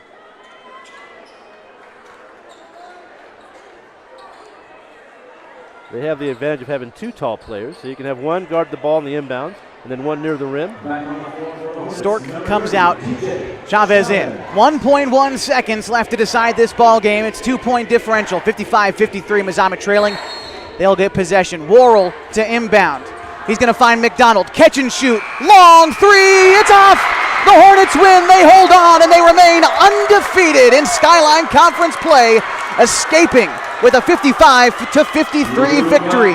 We'll be back to recap the action we saw tonight as we continue your coverage of Hornets basketball on 104.3 and 960 Sports and HD video on mybasin.com. Comfortable and not corporate. At Clown Falls Subaru, we built our business on that simple promise. Well, that and some of the best people you're ever going to meet. Hi, I'm Rob Cedar, General Manager at Clown Falls Subaru. Our 62 employees make it easy for us to live up to our comfortable, not corporate philosophy. Friendly faces, easy answers, straight talk, fairness, and exceptional service. These are the things you expect. These are the things that all of our people deliver. Our management team, sales pros, certified service and body shop techs, lot attendants, and detail experts are all 100% focused on you. Local people putting their friends and neighbors first. At Clown Falls Subaru, that's the only way we do business. It's comfortable, not corporate. Our team members also spend hundreds of hours each year supporting local charities and events through the Subaru Love Promise. That's the kind of people they are. We're very proud of them. I'm Rob, and this is what makes us comfortable, not corporate. To us, pizza the way it ought to be isn't just our slogan. It's our promise and our passion to give you the best dining experience and the best tasting pizza you expect. For over 40 years, we've been making pizza the way it ought to be. Handmade with the freshest and finest ingredients. Our dough is made fresh daily, and we use 100% whole milk mozzarella cheese and toppings edge to edge. There's pizza, and then there's Mountain Mike's Pizza. Pizza the way it ought to be. The innocence of youth. Is there anything any better? But soon they'll be in high school and facing all the same challenges you faced. How to make friends, how to fit in, how to be cool. We want our children to have everything they'll need to live fulfilling and productive lives. Make sure the kids in your family are among the more than 120,000 participants here in Oregon who take part in high school sports or activities.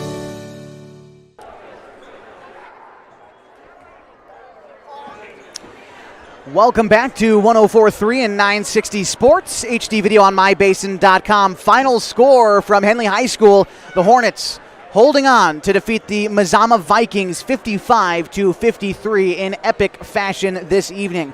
Marcus McCready led all scorers tonight with a 18-point performance, followed by 12 points tonight from Owen Sheen, 8 from Aiden Hayes, 5 points from Blaine Boersma, 4 for Shaw Stork, 3 for Chris Janney, and 1 for Luke Bennett. Meantime, for the Mazama Vikings, they were led in scoring by 12 points from Keegan McDonald, 10 from Tyler Aguiar and Kai Hunt, 9 from Trevor Anderson, and 2 points tonight from Diego Moya. 55-53 the final, and what a game tonight between two crosstown rivals. Literally came down to the last shot. It was a great one. It was a great game to witness. Both teams played well. You know, I really thought both teams played very well in the clutch. And they really did. They both did what they wanted to do defensively, get the stop, make some clutch free throws. I did think down the stretch, Blaine Boersma hit 3 out of 4 free throws, and that was kind of the difference late. But both teams, I thought they played very well. Henley dominated the third quarter. Mazama played a very good fourth quarter. And it went just right down to the last shot. It was the late, great Bill Schonley who once said, you've got to make your free throws. And Henley was the team who did it tonight. All of Blaine's points tonight, 5 of them, all of them were at the line. And he went 5 of 6 tonight and willed his team to a 55-53 victory. We're going to take one more break on the post-game show tonight. When we come back, we'll talk a little bit about the Skyline Conference and what this win means for the Henley Hornets. All that and more coming up as we continue your coverage of Hornets basketball on 103 and 960 Sports with HD video on mybasin.com. During COVID, I gained over 24 pounds. I lost motivation in working out. I lost motivation in eating healthy. And for me, if I'm not active, I just don't eat well. But then I started taking a class at Harbor's gym called High Low. The first week I felt like I didn't fit in and I couldn't do it, but the instructor was so kind and thanked me for coming and told me how well I did. I was like, no, I wasn't, but it made me come back the next week and the next week. And soon enough, I was keeping up with the class. I started introducing more classes and then going Saturdays. I learned how to lift weights accurately with repetition. I started lifting on my own. I started golfing too with my husband. And all of a sudden, I was buying salads instead of sandwiches. Small victories happened week by week, and it's 100% because of Harbor, their staff, their gym, the golf. My husband is getting out of the house and working out with me. His golf game is increasing, we're lifting together, and we feel good. Harbor, where I lost my reins and got my gains. Final score tonight from Henley High School. The Hornets defeating the Vikings 55-53 in a Skyline Conference showdown. Henley improving to 6-0 in conference play, 13-6 overall. And big news from over the hill as the Phoenix Pirates took one off the Klamath Union Pelicans. So the Pelicans are 3-2 in league play, which means that we are set up a week from tonight for potentially a Skyline Conference clinching game against the Klamath Union Pelicans. That'll be, again, a week from tonight right here on this very floor. So the Hornets starting to sniff a little bit a consecutive league title. Still some basketball left to be played, but this win goes a long way towards securing that season goal. Yeah, this was a nice win. This is one that you want to get. Win that close game. Get some close game experience late in the season, so when you do enter the playoffs, you kind of are familiar with the situation. So very good win for the Hornets, and a great effort from MAZAMA as well. Henley just came up just a little bit stronger down the stretch to get the 2-point win. And it is worth talking about now as we edge towards the end of the season and the state tournament coming up March 8th, 9th, and 10th at Forest Grove High School. What the 4A playoffs look like. The Hornets earned a playoff berth last year, did not make it to the state tournament. They were eliminated in the round of 16. But 8 teams immediately qualify for that 6-team bracket, including our 6 league winners from the Kawapa League, the Tri-Valley Conference, the Oregon West Conference, the Sky-M League, the Skyline Conference, and of course the Greater Oregon League. Those are 6 conferences that immediately get a berth, as well as the 2 highest ranked teams, according to the OSAA rankings, from the number 2 of those aforementioned conferences right now. So if the playoffs were to start today, it would just be the Hornets to automatically qualify for the playoffs coming out of the Skyline Conference. But again, they've still got to solidify that title. Meantime, you're looking at schools like Klamath Union, potentially MAZAMA. After this loss, it makes it a little bit more of a question mark, qualifying as a play-in team. You've got 8 play-in games that are going to decide a handful of the final 8 teams, and we'll head to that 16-team bracket. And then, well, we're seeded in all the way up to that March 10th championship date that all these teams are striving for. But just in case you are wondering how it all works, that is how it's going to play out coming down the stretch. And it's an exciting time of year for all the players and the broadcasters, the coaches, the fans, everyone. Absolutely. And Henley did themselves well with their preseason. We've talked about this before. They have a nice ranking. It's high enough that they should get a pretty good seed no matter what they do. And the other teams in the Skyline, you just want to get in. You know, that's all the coaches want. If you can get in, even to a play-in situation, then, you know, you get hot and who knows what could happen. So it's going to be a good last week and a half of the season. Yeah. Certainly is. The final score tonight is Henley improving to 6-0 in league play with a 55-53 victory. I'd like to thank a few of the folks that make tonight's broadcast possible. Of course, all 4 of our head coaches from this evening, Justin Davidson for the Lady Vikings and Randy Denson for the Lady Hornets, and of course Ryan Millsap for the Vikings tonight, and Mr. Luke Hammond, not only the head coach of the Hornets, but also donning the athletic director cap, along with Jesse Hamilton, who organized Military Appreciation Night tonight, which was a huge success here in the Hornets' nest. I will say credit to the MAZAMA student section for pulling together $200 to put some money towards a good cause here inside the Hornets' nest. Henley raising some charitable money, and the MAZAMA student section kicking in as well, which was pretty great to see. It was a great night for the community, a great night for the kids, and a great night of basketball. Henley takes this one 55-53. 53. This about does it for us tonight. Appreciate you spending the evening with us on mybasin.com. It's your home for everything going on in the Klamath Basin, from news to sports to just about everything in between. Find us online at mybasin.com. Final score once again for you tonight: the Hornets outlasting the Vikings 55-53. For Kevin Petrick, this is Josh Eldridge saying good night from the Hornets' Nest.